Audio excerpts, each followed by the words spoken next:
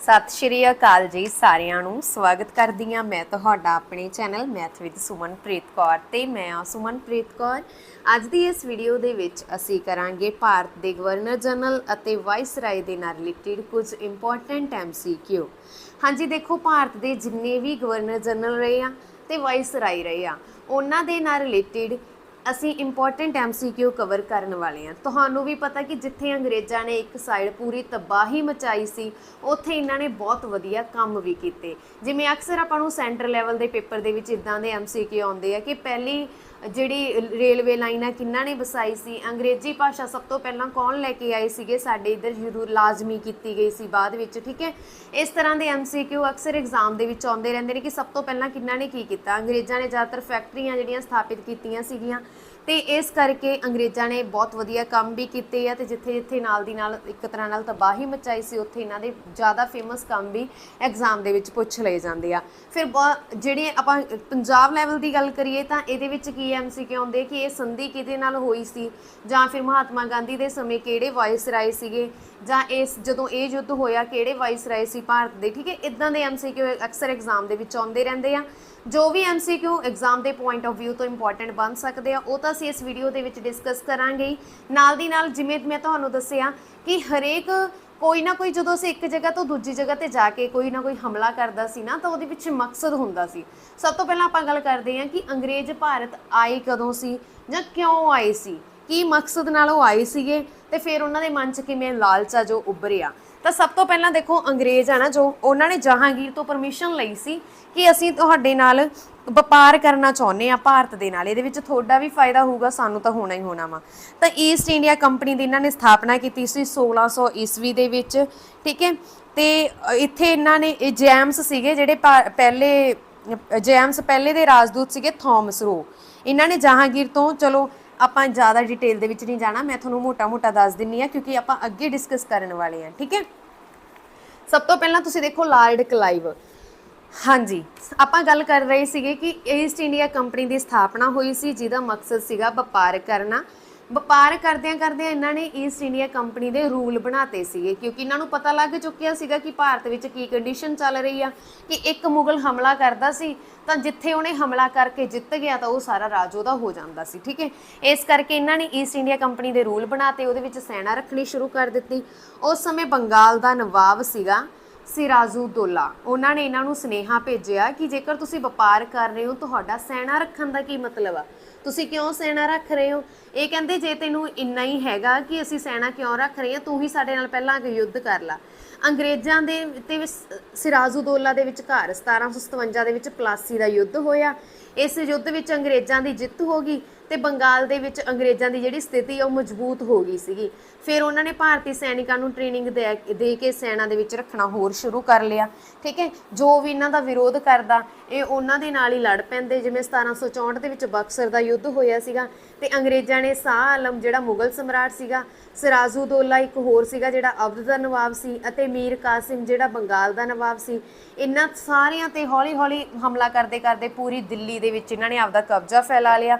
फिर दिल्ली तो बाद इदां ही सारे सारे मतलब अपने पंजाब तक आ गए। 1818 तक अंग्रेज़ां ने मराठा की शक्ति नूं भी खत्म करता तो 1849 दे विच चिलियांवाले दे युद्ध विच सिख शक्ति अते दा अंत करके पंजाब समेत पूरे भारत दे विच इन्हां ने आपदा राज कमा लिया सी। ठीक है, आपदा राज आ जिहड़ा कह सकते हैं कि अंग्रेजी राज में मिला लिया सीगा।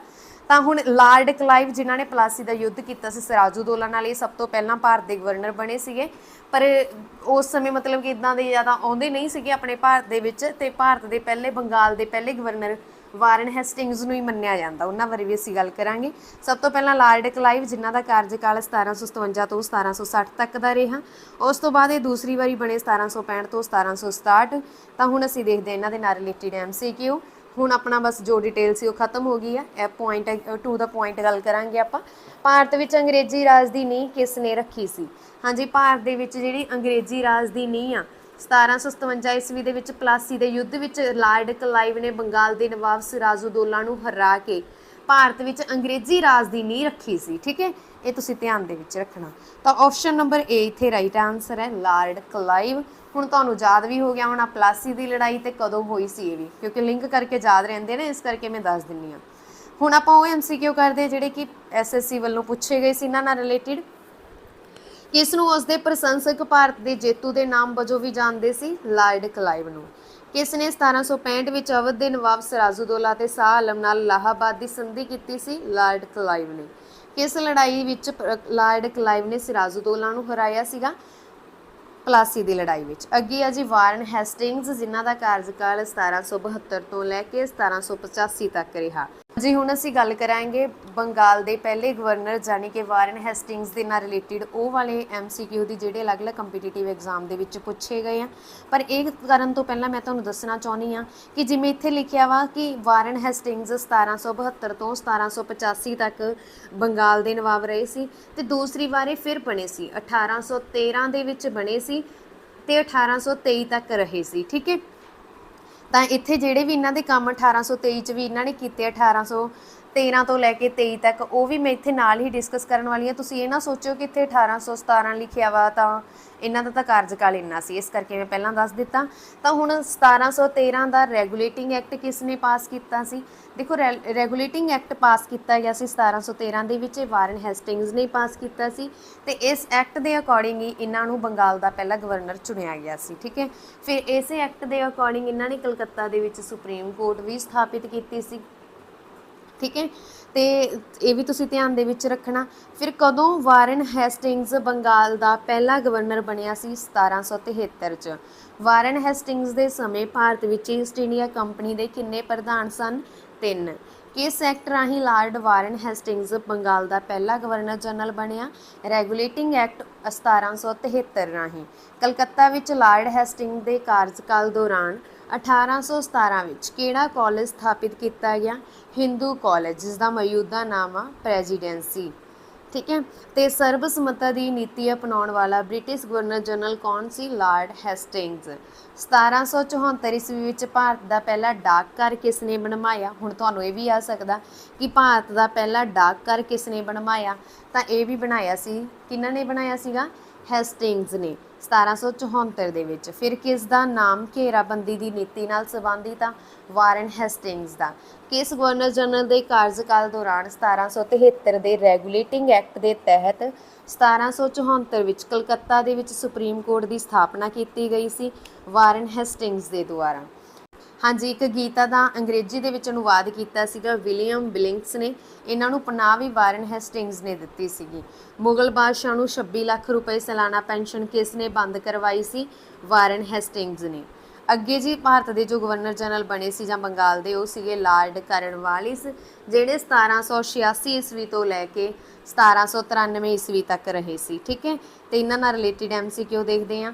ਨਿਮਨਲਿਖਤ ਗਵਰਨਰ ਜਨਰਲਾਂ ਵਿੱਚੋਂ ਕਿਸ ਨੇ ਇਕਰਾਰਿਤ ਭਾਰਤੀ ਸਿਵਲ ਸੇਵਾ ਦਾ ਗਠਨ ਕੀਤਾ, ਜੋ ਬਾਅਦ ਵਿੱਚ ਭਾਰਤੀ ਸਿਵਲ ਸੇਵਾ ਵਜੋਂ ਜਾਣਿਆ ਗਿਆ? ਹਾਂਜੀ, ਇਹਨਾਂ ਦੇ ਵਿੱਚੋਂ ਇਕਰਾਰਿਤ ਭਾਰਤੀ ਸਿਵਲ ਸੇਵਾ ਦਾ ਗਠਨ ਕੀਤਾ ਸੀਗਾ ਲਾਰਡ ਕਾਰਨਵਾਲਿਸ ਨੇ, ਜੋ ਬਾਅਦ ਵਿੱਚ ਭਾਰਤੀ ਸਿਵਲ ਸੇਵਾ ਦੇ ਵਜੋਂ ਜਾਣਿਆ ਜਾਣ ਲੱਗਾ। Option B is the right answer. ਠੀਕ ਹੈ, ਹੁਣ ਲਾਰਡ ਕਾਰਨਵਾਲਿਸ ਦੇ ਨਾਲ ਰਿਲੇਟਿਡ ਅਸੀਂ ਇੰਪੋਰਟੈਂਟ MCQ ਦੇਖਦੇ ਹਾਂ। ਤੇ ਸਭ ਤੋਂ ਪਹਿਲਾਂ ਦੇਖੋ, ਇਹਨਾਂ ਦਾ ਜੋ ਮੇਨ ਕੰਮ ਸੀ ਇਹ ਸੀਗਾ ਕਿ ਇਹਨਾਂ ਨੇ 1793 ਦੇ ਵਿੱਚ ਬੰਗਾਲ ਵਿੱਚ ਸਥਾਈ ਬੰਦੋਬਸਤ ਆ ਜਿਹੜਾ ਲਾਗੂ ਕੀਤਾ ਸੀ, ਜਿਸ ਦੇ ਤਹਿਤ ਜ਼ਿਮੀਂਦਾਰਾਂ ਨੂੰ ਭੂ ਲਗਾਨ ਦਾ 10/11 ਭਾਗ ਕੰਪਨੀ ਨੂੰ ਦੇਣਾ ਪੈਂਦਾ ਸੀ, ਯਾਨੀ ਕਿ ਈਸਟ ਇੰਡੀਆ ਕੰਪਨੀ ਨੂੰ, ਅਤੇ 1/11 ਭਾਗ ਆਪਣੀਆਂ ਸੇਵਾਵਾਂ ਦੇ ਲਈ ਆਪਣੇ ਕੋਲ ਰੱਖਣਾ ਸੀ। ਠੀਕ ਹੈ, ਤੇ ਕਾਰਨਵਾਲਿਸ ਨੂੰ ਭਾਰਤ ਵਿੱਚ ਪ੍ਰਸ਼ਾਸਨਿਕ ਸੇਵਾਵਾਂ ਯਾਨੀ ਕਿ ਸਿਵਲ ਸਰਵਿਸ ਦਾ ਜਨਕ ਮੰਨਿਆ ਜਾਂਦਾ, ਇਹ ਵੀ ਤੁਸੀਂ ਧਿਆਨ ਦੇ ਵਿੱਚ ਰੱਖਣਾ। ਅੱਗੇ ਕਿਹੜੇ ਅੰਗਰੇਜ਼ ਸ਼ਾਸਕ ਨੇ ਭਾਰਤ ਵਿੱਚ ਪੁਲਿਸ ਪ੍ਰਸ਼ਾਸਨ ਸ਼ੁਰੂ ਕੀਤਾ ਸੀ? ਕਾਰਨਵਾਲਿਸ ਨੇ, ਲਾਰਡ ਕਾਰਨਵਾਲਿਸ ਨੇ ਕੀਤਾ ਸੀ। ਲਾਰਡ ਕਾਰਨਵਾਲਿਸ ਕਿਸ ਨਾਮ ਨਾਲ ਜਾਣਿਆ ਜਾਂਦਾ ਸੀਗਾ? ਬੰਗਾਲ ਦਾ ਸਥਾਈ ਨਿਪਟਾਰਾ, ਜਾਂ ਇਹਨਾਂ ਨੂੰ ਸਿਵਲ ਸਰਵਿਸ ਦਾ ਜਨਕ ਵੀ ਮੰਨਿਆ ਜਾਂਦਾ ਵਾ। ਠੀਕ ਹੈ, ਲਾਰਡ ਕਾਰਨਵਾਲਿਸ ਦੀ ਕਬਰ ਕਿਸ ਰਾਜ ਵਿੱਚ ਆ? ਉੱਤਰੀ ਰਾਜ ਵਿੱਚ ਆ, ਗਾਜੀਪੁਰ ਦੇ ਵਿੱਚ। ਕਿਸ ਸਾਲ ਕਾਰਨਵਾਲਿਸ ਕੋਡ ਲਾਗੂ ਕੀਤਾ ਗਿਆ ਸੀ? 1793 ਦੇ ਵਿੱਚ। ਤੇ ਭਾਰਤ ਵਿੱਚ ਸਿਵਲ ਸੇਵਾ ਦੇ ਪਿਤਾ ਵਜੋਂ ਜਾਣਿਆ ਜਾਂਦਾ ਹੈ, ਮੈਂ ਤੁਹਾਨੂੰ ਪਹਿਲਾਂ ਦੱਸਦਾ। ਬ੍ਰਿਟਿਸ਼ ਈਸਟ ਇੰਡੀਆ ਕੰਪਨੀ ਤੋਂ ਲਾਰਡ ਕਾਰਨਵਾਲਿਸ ਅਤੇ ਟੀਪੂ ਸੁਲਤਾਨ ਵਿਚਕਾਰ ਸ਼੍ਰੀਰੰਗਪਟਨਮ ਦੀ ਸੰਧੀ ਤੇ ਦਸਤਖਤ ਹੋਏ ਸੀ। ਨੈਕਸਟ ਅੱਗੇ ਆ ਜੀ ਲਾਰਡ ਵੈਲੇਸਲੀ। ਲਾਰਡ ਵੈਲੇਸਲੀ ਆ ਜਿਹੜੇ, ਵੈਸੇ ਤੇ ਵੈਲਜ਼ਲੀ ਆ ਸਕਦਾ ਤੁਹਾਨੂੰ ਲਿਖਿਆ ਹੋਇਆ, ਠੀਕ ਹੈ, ਸੱਸੇ ਪੈਰ 'ਚ ਬਿੰਦੀ ਜਾਂ ਜੱਜੇ ਪੈਰ 'ਚ ਬਿੰਦੀ। ਤਾਂ ਲਾਰਡ ਵੈਲਜ਼ਲੀ ਇਹਨਾਂ ਦਾ ਕਾਰਜਕਾਲ 1798 ਤੋਂ ਲੈ ਕੇ 1805 ਤੱਕ ਰਿਹਾ ਸੀ। ਠੀਕ ਹੈ ਜੀ, ਇਹ ਤੁਸੀਂ ਧਿਆਨ ਦੇ ਵਿੱਚ ਰੱਖਣਾ। ਹਾਂਜੀ, ਅੱਗੇ ਕਿਹੜੇ ਗਵਰਨਰ ਜਨਰਲ ਨੂੰ ਬੰਗਾਲ ਦੇ ਸ਼ੇਰ ਦੇ ਉਪਨਾਮ ਨਾਲ ਜਾਣਿਆ ਜਾਂਦਾ? ਬੰਗਾਲ ਦੇ ਸ਼ੇਰ ਦੇ ਉਪਨਾਮ ਨਾਲ ਜਾਣਿਆ ਜਾਂਦਾ ਵਾ ਲਾਰਡ ਵੈਲਜ਼ਲੀ ਨੂੰ। Option number C is the right answer. ਜੋ ਤੁਸੀਂ ਇੰਗਲਿਸ਼ ਦੇ ਵਿੱਚ ਪਾਓਗੇ ਨਾ ਤਾਂ ਲਾਰਡ ਵੈਲਜ਼ਲੀ ਹੀ ਬਣੂਗਾ ਇਹਦਾ। ਠੀਕ ਹੈ ਜੀ, ਨੈਕਸਟ ਹੁਣ ਆਪਾਂ ਇਹਨਾਂ ਦੇ ਨਾਲ ਰਿਲੇਟਡ ਇੰਪੋਰਟੈਂਟ MCQ ਦੇਖ ਲੈਂਦੇ ਆ। ਉਹਨਾਂ ਨੇ ਬੋਲਿਆ ਕਿ ਲਾਰਡ ਵੈਲਜ਼ਲੀ ਦੁਆਰਾ ਕਿਹੜੀ ਨੀਤੀ ਪੇਸ਼ ਕੀਤੀ ਗਈ ਸੀ ਜਿਸ ਕਾਰਨ 1998 ਵਿੱਚ ਭਾਰਤੀ ਰਾਜਾਂ ਨੇ ਆਪਣੀ ਪ੍ਰਭੂਸੱਤਾ ਅੰਗਰੇਜ਼ਾਂ ਤੋਂ ਗਵਾ ਦਿੱਤੀ? ਇਹ ਸੀਗੀ ਲਾਰਡ ਵੈਲਜ਼ਲੀ। ਲਾਰਡ ਵੈਲਜ਼ਲੀ ਨੇ ਕਲਕੱਤਾ ਵਿੱਚ ਫੋਰਟ ਵਿਲੀਅਮ ਕਾਲਜ ਦੀ ਸਥਾਪਨਾ ਕਿਉਂ ਕੀਤੀ? ਭਾਰਤ ਵਿੱਚ ਪ੍ਰਸ਼ਾਸਨ ਲਈ ਬ੍ਰਿਟਿਸ਼ ਨਾਗਰਿਕਾਂ ਨੂੰ ਸਿਖਲਾਈ ਦੇਣ ਦੇ ਲਈ। ਭਾਰਤ ਦੇ ਕਿਸ ਸ਼ਾਸਕ ਨੇ ਸਭ ਤੋਂ ਪਹਿਲਾਂ ਲਾਰਡ ਵੈਲਜ਼ਲੀ ਨਾਲ ਸਹਾਇਕ ਸੰਧੀ ਨੂੰ ਸਵੀਕਾਰਿਆ ਸੀ? ਹੈਦਰਾਬਾਦ ਦੇ ਨਿਜ਼ਾਮ ਨੇ। ਦੇਖੋ, ਚੌਥੇ ਮੈਸੂਰ ਯੁੱਧ ਜਿਹੜਾ ਕਿ 1799 ਦੇ ਵਿੱਚ ਹੋਇਆ ਸੀ, ਇਹਦੇ ਵਿੱਚ ਟੀਪੂ ਸੁਲਤਾਨ ਹਾਰ ਗਿਆ ਸੀ ਤੇ ਮਾਰਿਆ ਗਿਆ ਸੀ। ਇਹ ਯੁੱਧ ਵੈਲਜ਼ਲੀ ਦੀ ਅਗਵਾਈ ਵਿੱਚ ਅੰਗਰੇਜ਼ਾਂ ਨੇ ਲੜਿਆ ਸੀ। ਫਿਰ ਵੈਲਜ਼ਲੀ ਨੇ ਭਾਰਤ ਰਾਜਾਂ ਨੂੰ ਅੰਗਰੇਜ਼ੀ ਰਾਜਨੀਤਿਕ ਅਧਿਕਾਰ ਵਿੱਚ ਲਿਆਉਣ ਲਈ ਇੱਕ ਸਹਾਇਕ ਸੰਧੀ ਪ੍ਰਣਾਲੀ ਦੀ ਵਰਤੋਂ ਕੀਤੀ ਸੀਗੀ। ਠੀਕ ਹੈ, ਤੇ ਕਿਸ ਗਵਰਨਰ ਜਨਰਲ ਨੇ ਸਬਸਿਡੀ ਅਲਾਈਅੰਸ ਦੀ ਨੀਤੀ ਦੀ ਸ਼ੁਰੂਆਤ ਕੀਤੀ ਸੀਗੀ? ਇਹ ਕੀਤੀ ਸੀ ਲਾਰਡ ਵੈਲਜ਼ਲੀ ਨੇ। ਠੀਕ ਹੈ ਜੀ, ਤੇ ਫੋਰਟ ਵਿਲੀਅਮ ਕਾਲਜ ਕਿਸ ਦੁਆਰਾ ਸਥਾਪਿਤ ਕੀਤਾ ਗਿਆ ਸੀ? ਇਹ ਤੁਹਾਨੂੰ ਆਲਰੇਡੀ ਪਤਾ ਵਾ, ਲਾਰਡ ਵੈਲਜ਼ਲੀ ਦੁਆਰਾ ਹੀ ਕੀਤਾ ਗਿਆ ਸੀ। ਫੋਰਟ ਵਿਲੀਅਮ ਕਾਲਜ ਦੀ ਸਥਾਪਨਾ ਲਾਰਡ ਵੈਲਜ਼ਲੀ ਦੁਆਰਾ ਕੀਤੀ ਗਈ ਸੀ ਤੇ ਇਹ ਮੈਂ ਤੁਹਾਨੂੰ ਦੱਸ ਚੁੱਕੀ ਹਾਂ। ਨੈਕਸਟ ਕੁਐਸਚਨ, ਹਾਂਜੀ, ਅੱਗੇ ਆ ਗਿਆ ਲਾਰਡ ਵਿਲੀਅਮ ਬੈਂਟਿਕ, ਜਿਨ੍ਹਾਂ ਦਾ ਕਾਰਜਕਾਲ 1828 ਤੋਂ ਲੈ ਕੇ 1835 ਤੱਕ ਦਾ ਰਿਹਾ। ਇਹ ਭਾਰਤ ਦੇ ਪਹਿਲੇ ਗਵਰਨਰ ਜਨਰਲ ਸੀਗੇ। ਕੌਣ ਸੀਗੇ? ਭਾਰਤ ਦੇ ਪਹਿਲੇ ਗਵਰਨਰ ਜਨਰਲ। ਕਿ ਦੇਖੋ, ਪਹਿਲਾਂ ਮੈਂ ਗੱਲ ਕੀਤੀ ਹੈ ਬੰਗਾਲ ਦੀ। ਉਸ ਸਮੇਂ ਬੰਗਾਲ ਭਾਰਤ ਦਾ ਹਿੱਸਾ ਹੁੰਦਾ ਸੀਗਾ, ਫਿਰ ਬੰਗਾਲ ਅਲੱਗ ਹੋ ਗਿਆ, ਤੁਹਾਨੂੰ ਵੀ ਪਤਾ ਵਾ ਕਿ ਵੰਡ ਹੋਈ ਸੀਗੀ। ਠੀਕ ਹੈ, ਤਾਂ ਲਾਰਡ ਵੈਲਿੰਗਟਨ ਵਿਲੀਅਮ ਬੈਂਟਿਕ ਇਹ 1828 ਤੋਂ 1835 ਤੱਕ ਰਹੇ ਸੀ। ਹੁਣ ਤੁਹਾਨੂੰ ਆ ਗਿਆ ਕਿ ਭਾਰਤ ਦਾ ਪਹਿਲਾ ਗਵਰਨਰ ਜਨਰਲ ਕੌਣ ਆ? ਤਾਂ ਲਾਰਡ ਵਿਲੀਅਮ ਬੈਂਟਿਕ। ਇਹ ਭਾਰਤ ਦੇ ਪਹਿਲੇ ਗਵਰਨਰ ਜਨਰਲ ਆ ਤੇ ਇਹਨਾਂ ਨੇ ਭਾਰਤ ਦੇ ਵਿੱਚ ਸਭ ਤੋਂ ਵੱਧ ਸਮਾਜਿਕ ਸੁਧਾਰ ਕੀਤੇ ਆ। 1829 ਦੇ ਵਿੱਚ ਇਹਨਾਂ ਨੇ ਸਤੀ ਪ੍ਰਥਾ ਦਾ ਅੰਤ ਕੀਤਾ ਸੀ। ਠੀਕ ਹੈ, ਤਾਂ ਆਪਸ਼ਨ ਨੰਬਰ ਇੱਥੇ ਰਾਈਟ ਆਨਸਰ ਹੈ option B, Lord William Bentinck, ਕੇ ਭਾਰਤ ਦੇ ਪਹਿਲੇ ਗਵਰਨਰ ਸੀਗੇ। ਤੇ ਇਹਨਾਂ ਨਾਲ ਰਿਲੇਟਡ MCQ ਦੇਖ ਲੈਂਦੇ ਆ। ਤਾਂ ਸਭ ਤੋਂ ਪਹਿਲਾਂ ਦੇਖੋ, ਇਹਨਾਂ ਦੇ ਸਮੇਂ ਹੀ ਮੈਕਾਲੇ ਦੀਆਂ ਸਿਫਾਰਸ਼ਾਂ ਤੇ ਅੰਗਰੇਜ਼ੀ ਸਿੱਖਿਆ ਦਾ ਮਾਧਿਅਮ ਸਵੀਕਾਰ ਕੀਤਾ ਗਿਆ ਸੀ। ਠੀਕ ਹੈ, ਇਹ ਵੀ ਮੈਂ ਤੁਹਾਨੂੰ ਮਤਲਬ ਦੱਸਤਾ ਤਾਂ ਜੋ ਤੁਹਾਨੂੰ ਯਾਦ ਰਹੇ, ਕਿਉਂਕਿ ਜ਼ਿਆਦਾਤਰ ਜਦੋਂ ਆਪਾਂ MCQ ਕਰਦੇ ਹਾਂ ਉਸ ਸਮੇਂ ਯਾਦ ਨਹੀਂ ਰਹਿੰਦਾ ਗਾ। ਕਿਸ ਐਕਟ ਰਾਹੀਂ ਲਾਰਡ ਵਿਲੀਅਮ ਬੈਂਟਿਕ ਭਾਰਤ ਦਾ ਪਹਿਲਾ ਗਵਰਨਰ ਬਣਿਆ ਸੀਗਾ? ਹੁਣ ਜਿਵੇਂ ਮੈਂ ਤੁਹਾਨੂੰ ਦੱਸਿਆ ਸੀਗਾ ਕਿ ਵਾਰਨ ਹੈਸਟਿੰਗਸ ਸੀਗੇ ਜਿਹੜੇ, ਇਹ ਰੈਗੂਲੇਟਿੰਗ ਐਕਟ ਨਾਲ ਬਣੇ ਸੀਗੇ ਗਵਰਨਰ ਬੰਗਾਲ ਦੇ। ਤੇ ਉਦਾਂ ਹੀ ਭਾਰਤ ਦਾ ਪਹਿਲਾ ਗਵਰਨਰ ਕੌਣ ਬਣਿਆ ਸੀਗਾ? ਗਵਰਨਰ ਜਨਰਲ ਕਿਹੜੇ ਐਕਟ ਰਾਹੀਂ ਬਣਿਆ ਸੀਗਾ? ਤਾਂ ਇਹ ਬਣੇ ਸੀਗੇ ਜੀ ਲਾਰਡ ਵਿਲੀਅਮ ਬੈਂਟਿਕ। ਐਕਟ ਸੀਗਾ ਚਾਰਟਰ ਐਕਟ 1833। ਆਪਸ਼ਨ ਇੱਥੇ ਆਪਸ਼ਨ ਨਹੀਂ, ਸੌਰੀ, ਇੱਦਾਂ ਬਾਈ ਮਿਸਟੇਕ ਸਿੱਧੇ ਹੀ ਐਡ ਕੀਤੇ ਹੋਏ ਆ ਮੈਂ। ਭਾਰਤ ਦੇ governor general Lord William Bentinck ਨੇ ਸਤੀ ਪ੍ਰਥਾ ਨੂੰ ਖਤਮ ਕਰਨ ਲਈ ਕਦੋਂ ਕਾਨੂੰਨ ਪਾਸ ਕੀਤਾ? 1829 ਦੇ ਵਿੱਚ। ਗਵਰਨਰ ਜਨਰਲ ਬੈਂਟਿਕ ਨੇ ਅਜਮੇਰ ਵਿੱਚ ਜੱਦੀ ਰਾਜਿਆਂ ਦੇ ਦਰਬਾਰ ਦਾ ਆਯੋਜਨ ਕਦੋਂ ਕਰਵਾਇਆ? 1832 ਦੇ ਵਿੱਚ। Governor general Lord William Bentinck ਨੇ ਕਿਸ ਕਿਲੇ ਨੂੰ ਦੁਨੀਆ ਦਾ ਦੂਜਾ ਜਿਬਰਾਲਟਰ ਕਿਹਾ? ਇਹ ਤਾਰਾਗੜ੍ਹ ਦੇ ਕਿਲੇ ਨੂੰ ਕਿਹਾ ਗਿਆ ਸੀ। ਕਿਹੜੀ ਭੂਮੀ ਮਾਲੀਆ ਪ੍ਰਣਾਲੀ ਵਿਲੀਅਮ ਬੈਂਟਿਕ ਦੁਆਰਾ ਸ਼ੁਰੂ ਕੀਤੀ ਗਈ? ਮਹਿਲਵਾੜੀ ਪ੍ਰਣਾਲੀ ਵਿਲੀਅਮ ਬੈਂਟਿਕ ਦੁਆਰਾ ਸ਼ੁਰੂ ਕੀਤੀ ਗਈ ਸੀ। ਅੱਗੇ ਸਪਰੈਸ਼ਨ ਆਫ ਠੱਗੀ ਦੇ ਸੰਬੰਧ ਵਿੱਚ ਸੁਧਾਰ ਕਿਸ ਨੇ ਕੀਤਾ? ਵਿਲੀਅਮ ਬੈਂਟਿਕ ਨੇ। ਰਾਜਾ ਰਾਮ ਮੋਹਨ ਰਾਏ ਨੂੰ 1829 ਵਿੱਚ ਸਤੀ ਨੂੰ ਸਜ਼ਾਯੋਗ ਅਪਰਾਧ ਘੋਸ਼ਿਤ ਕਰਨ ਵਿੱਚ ਮਦਦ ਕਰਨ ਲਈ ਕਿਸ ਨੂੰ ਸਭ ਤੋਂ ਵੱਧ ਯਾਦ ਕੀਤਾ ਜਾਂਦਾ? ਵਿਲੀਅਮ ਬੈਂਟਿਕ ਨੂੰ। ਇਲਾਹਾਬਾਦ ਵਿਖੇ ਉੱਤਰੀ ਪੱਛਮੀ ਪ੍ਰਾਂਤਾਂ ਲਈ ਮਾਲੀਆ ਬੋਰਡ ਦੀ ਨਿਯੁਕਤੀ ਕਿਸ ਨੇ ਕੀਤੀ ਸੀ? ਵਿਲੀਅਮ ਬੈਂਟਿਕ ਨੇ। ਨੈਕਸਟ ਹੈ ਚਾਰਲਸ ਮੈਟਕਾਫ। ਇਹਨਾਂ ਦਾ ਕਾਰਜਕਾਲ 1835 ਤੋਂ 1836 ਤੱਕ ਰਿਹਾ ਸੀਗਾ। ਇਹਨਾਂ ਨੂੰ ਭਾਰਤੀ ਪ੍ਰੈਸ ਦਾ ਮੁਕਤੀ ਦਾਤਾ ਕਿਹਾ ਜਾਂਦਾ ਵਾ ਤੇ ਇਹਨਾਂ ਨੇ 1835 ਪ੍ਰੈਸ ਐਕਟ ਪਾਸ ਕੀਤਾ ਸੀਗਾ। ਠੀਕ ਹੈ, ਪ੍ਰੈਸ ਐਕਟ 1835 ਦੇ ਵਿੱਚ, ਤੇ ਜਿਸ ਦੇ ਤਹਿਤ ਭਾਰਤੀ ਅਖਬਾਰਾਂ ਤੇ ਕਥਿਤ ਨਿਰੰਤਰਣ ਨੂੰ ਖਤਮ ਕਰਨਾ ਸੀ। ਹਾਂਜੀ, ਨੈਕਸਟ ਆ ਭਾਰਤੀ ਪ੍ਰੈਸ ਦਾ ਮੁਕਤੀ ਦਾਤਾ ਕਿਸ ਨੂੰ ਕਿਹਾ ਜਾਂਦਾ ਵਾ? ਇਹ ਕਿਹਾ ਜਾਂਦਾ ਜੀ ਚਾਰਲਸ ਮੈਟਕਾਫ ਨੂੰ। Option D is the right answer. ਤੇ ਇਹਨਾਂ ਨਾਲ ਰਿਲੇਟਡ MCQ ਦੇਖ ਲੈਂਦੇ ਆ। ਕਿਸ ਨੇ ਰਾਜਪੂਤਾਨਾ ਦੀਆਂ ਰਿਆਸਤਾਂ ਨਾਲ 1817 ਤੋਂ 18 ਦੇ ਅਧੀਨ ਗੱਠਜੋੜ ਬਾਰੇ ਗੱਲ ਕੀਤੀ? ਚਾਰਲਸ ਮੈਟਕੌਫ ਨੇ। ਭਾਰਤ ਦੀ ਸਵੈ ਨਿਰਭਰ ਸਮਾਜਿਕ ਪ੍ਰਣਾਲੀ ਬਾਰੇ ਗੱਲ ਕਰਦੇ ਹੋਏ ਕਿਸ ਨੇ ਕਿਹਾ ਸੀ ਕਿ ਭਾਰਤ ਵਿੱਚ ਪੇਂਡੂ ਪ੍ਰਣਾਲੀ ਇੱਕ ਛੋਟਾ ਗਣਰਾਜ ਆ? ਚਾਰਲਸ ਮੈਟਕੌਫ ਨੇ ਕਿਹਾ ਸੀ। ਨੈਕਸਟ ਹੈ ਜੀ ਲਾਰਡ ਆਕਲੈਂਡ। ਲਾਰਡ ਆਕਲੈਂਡ ਆ ਜਿਹੜੇ, ਲਾਰਡ ਆਕਲੈਂਡ ਦੀ ਗੱਲ ਕਰੀਏ ਤਾਂ ਇਹਨਾਂ ਦਾ ਕਾਰਜਕਾਲ ਸੀ 1836 ਤੋਂ 1842। ਵੈਸੇ ਇਹਨਾਂ ਨੂੰ ਨਾ ਆਕਲੈਂਡ ਪਹਿਲਾ ਦੇ ਨਾਮ ਨਾਲ ਵੀ ਜਾਣਿਆ ਜਾਂਦਾ ਵਾ, ਠੀਕ ਹੈ, ਪਹਿਲਾ। ਤੇ ਕਲਕੱਤਾ ਤੋਂ ਦਿੱਲੀ ਤੱਕ ਗ੍ਰੈਂਡ ਟਰੰਕ ਰੋਡ ਦੀ ਮੁਰੰਮਤ ਕਿਸ ਨੇ ਕਰਵਾਈ ਸੀ? ਦੇਖੋ ਜਿਹੜਾ ਗ੍ਰੈਂਡ ਟਰੰਕ ਰੋਡ ਆ ਕਲਕੱਤਾ ਤੋਂ ਦਿੱਲੀ ਤੱਕ, ਉਹਦੀ ਮੁਰੰਮਤ ਕਿਸ ਨੇ ਕਰਵਾਈ ਸੀਗੀ? ਇਹ ਮੁਰੰਮਤ ਕਰਵਾਈ ਸੀਗੀ ਲਾਰਡ ਆਕਲੈਂਡ ਨੇ। ਇਹ ਐਗਜ਼ਾਮ ਦੇ ਵਿੱਚ ਇਦਾਂ ਹੀ ਆਇਆ ਹੋਇਆ, ਆਪਸ਼ਨ ਬੀ ਇੱਥੇ ਰਾਈਟ ਆਨਸਰ ਹੈ, ਠੀਕ ਹੈ। ਤੇ ਹੁਣ ਇਹਨਾਂ ਨਾਲ ਰਿਲੇਟਡ ਜ਼ਿਆਦਾ MCQ ਨਹੀਂ ਸੀਗੇ ਕਿਉਂਕਿ ਬਹੁਤ ਘੱਟ ਕੰਮ ਕੀਤੇ। ਇਹਨਾਂ ਦਾ ਸਮਾਂ ਹੀ ਤੁਹਾਨੂੰ ਪਤਾ 1 ਸਾਲ ਦਾ ਸੀਗਾ ਸਾਰਾ, ਠੀਕ ਹੈ, ਇਹ ਧਿਆਨ ਦੇ ਵਿੱਚ ਰੱਖਣਾ।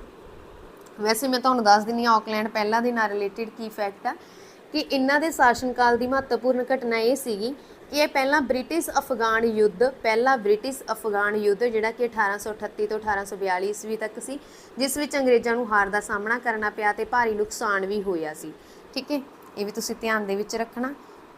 ਤੇ ਨੈਕਸਟ ਹੈ ਲਾਰਡ ਐਲਨਬਰੋ। ਇਹਨਾਂ ਦਾ ਕਾਰਜਕਾਲ 1842 ਤੋਂ 1844 ਤੱਕ ਰਿਹਾ। ਇਹਨਾਂ ਨਾਲ ਰਿਲੇਟਡ ਕੋਈ ਇੰਨਾ ਇੰਪੋਰਟੈਂਟ ਫੈਕਟ ਨਹੀਂ ਗੇ, ਬਸ ਥੋੜਾ ਬਹੁਤਾ ਵਾ ਕਿ ਕਿਸ ਗਵਰਨਰ ਜਨਰਲ ਦੇ ਸਮੇਂ ਦੌਰਾਨ ਸਿੰਧ 1843 ਨੂੰ ਬ੍ਰਿਟਿਸ਼ ਰਾਜ ਵਿੱਚ ਮਿਲਾਇਆ ਗਿਆ? ਤਾਂ ਇਹ ਸੀਗਾ ਲਾਰਡ ਐਲਨਬਰੋ। ਆਪਸ਼ਨ ਸੀ ਇੱਥੇ ਰਾਈਟ ਆਨਸਰ ਹੈ। Next Lord Dalhousie, very important ਹੈ। ਹਾਂਜੀ, ਲਾਰਡ ਡਲਹੌਜੀ ਭਾਰਤ ਦਾ ਗਵਰਨਰ ਜਨਰਲ ਕੌਣ ਸੀ ਜਦੋਂ ਲੈਪਸ ਦਾ ਸਿਧਾਂਤ ਲਾਗੂ ਹੋਇਆ? ਇਹਨਾਂ ਨਾਲ ਰਿਲੇਟਡ ਤਾਂ ਨਾ ਜਿੰਨੇ ਮੈਂ ਤੁਹਾਨੂੰ ਫੈਕਟ ਦੱਸ ਦੂੰਗੀ ਉਹ ਥੋੜੇ ਹੀ ਹੋਣਗੇ, ਤਾਂ ਇਹਨਾਂ ਨੇ ਬਹੁਤ ਜ਼ਿਆਦਾ ਸੁਧਾਰ ਵੀ ਕੀਤੇ ਸੀਗੇ। ਮੈਂ ਜੇ ਇੱਕ ਵਾਰ ਥੋੜਾ ਬਹੁਤਾ ਦੱਸ ਦਿੰਦੀ ਹਾਂ ਵਿੱਚੋਂ, ਠੀਕ ਹੈ। ਦੇਖੋ ਇਹਨਾਂ ਨੇ ਚਲੋ ਪਹਿਲਾਂ ਆਪਾਂ ਪੂਰੀ ਪੁਆਇੰਟ ਟੂ ਗੱਲ ਕਰਦੇ ਹਾਂ। ਭਾਰਤ ਦਾ ਗਵਰਨਰ ਜਨਰਲ ਕੌਣ ਸੀ ਜਦੋਂ ਲੈਪਸ ਦਾ ਸਿਧਾਂਤ ਲਾਗੂ ਹੋਇਆ? ਲਾਰਡ ਡਲਹੌਜੀ। ਆਪਸ਼ਨ ਨੰਬਰ ਏ ਇੱਥੇ ਰਾਈਟ ਆਨਸਰ ਹੈ। ਤਾਂ ਇਹਨਾਂ ਨਾਲ ਰਿਲੇਟਡ MCQ ਦੇਖ ਲੈਂਦੇ ਆ ਕਿ ਕਿਹੜੇ ਸਮੇਂ ਵਿੱਚ ਲਾਰਡ ਡਲਹੌਜੀ ਭਾਰਤ ਦਾ ਗਵਰਨਰ ਜਨਰਲ ਸੀਗਾ? 1848 ਤੋਂ 1856 ਤੱਕ ਲਾਰਡ ਡਲਹੌਜੀ ਆ ਜਿਹੜੇ ਇਹ ਭਾਰਤ ਦੇ ਗਵਰਨਰ ਜਨਰਲ ਰਹੇ ਸੀ। 1848 ਤੋਂ 1857 ਈਸਵੀ ਤੱਕ। ਇਹਨਾਂ ਨੂੰ ਰੇਲ ਦਾ ਜਨਕ ਵੀ ਬੋਲਿਆ ਜਾਂਦਾ, ਠੀਕ ਹੈ। ਲਾਰਡ ਡਲਹੌਜੀ ਨੇ ਅਵਧ ਨੂੰ ਕਦੋਂ ਮਿਲਾਇਆ?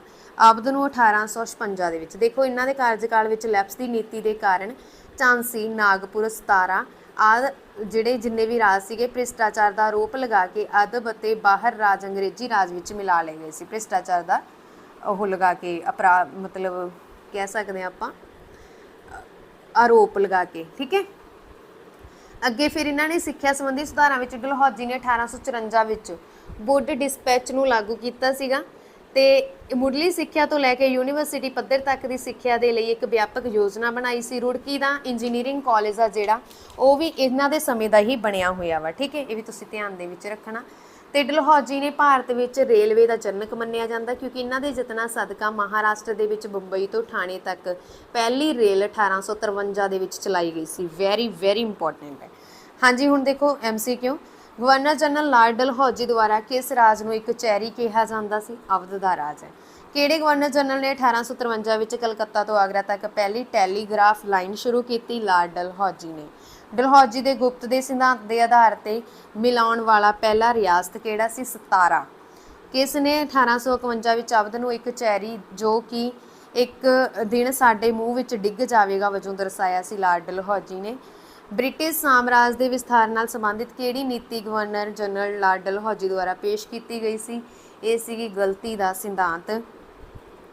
1848 ਵਿੱਚ ਭਾਰਤ ਵਿੱਚ ਲੋਕ ਨਿਰਮਾਣ ਵਿਭਾਗ ਦੀ ਸ਼ੁਰੂਆਤ ਕਿਹਨੇ ਕੀਤੀ ਸੀ? ਲਾਰਡ ਡਲਹੌਜੀ ਨੇ।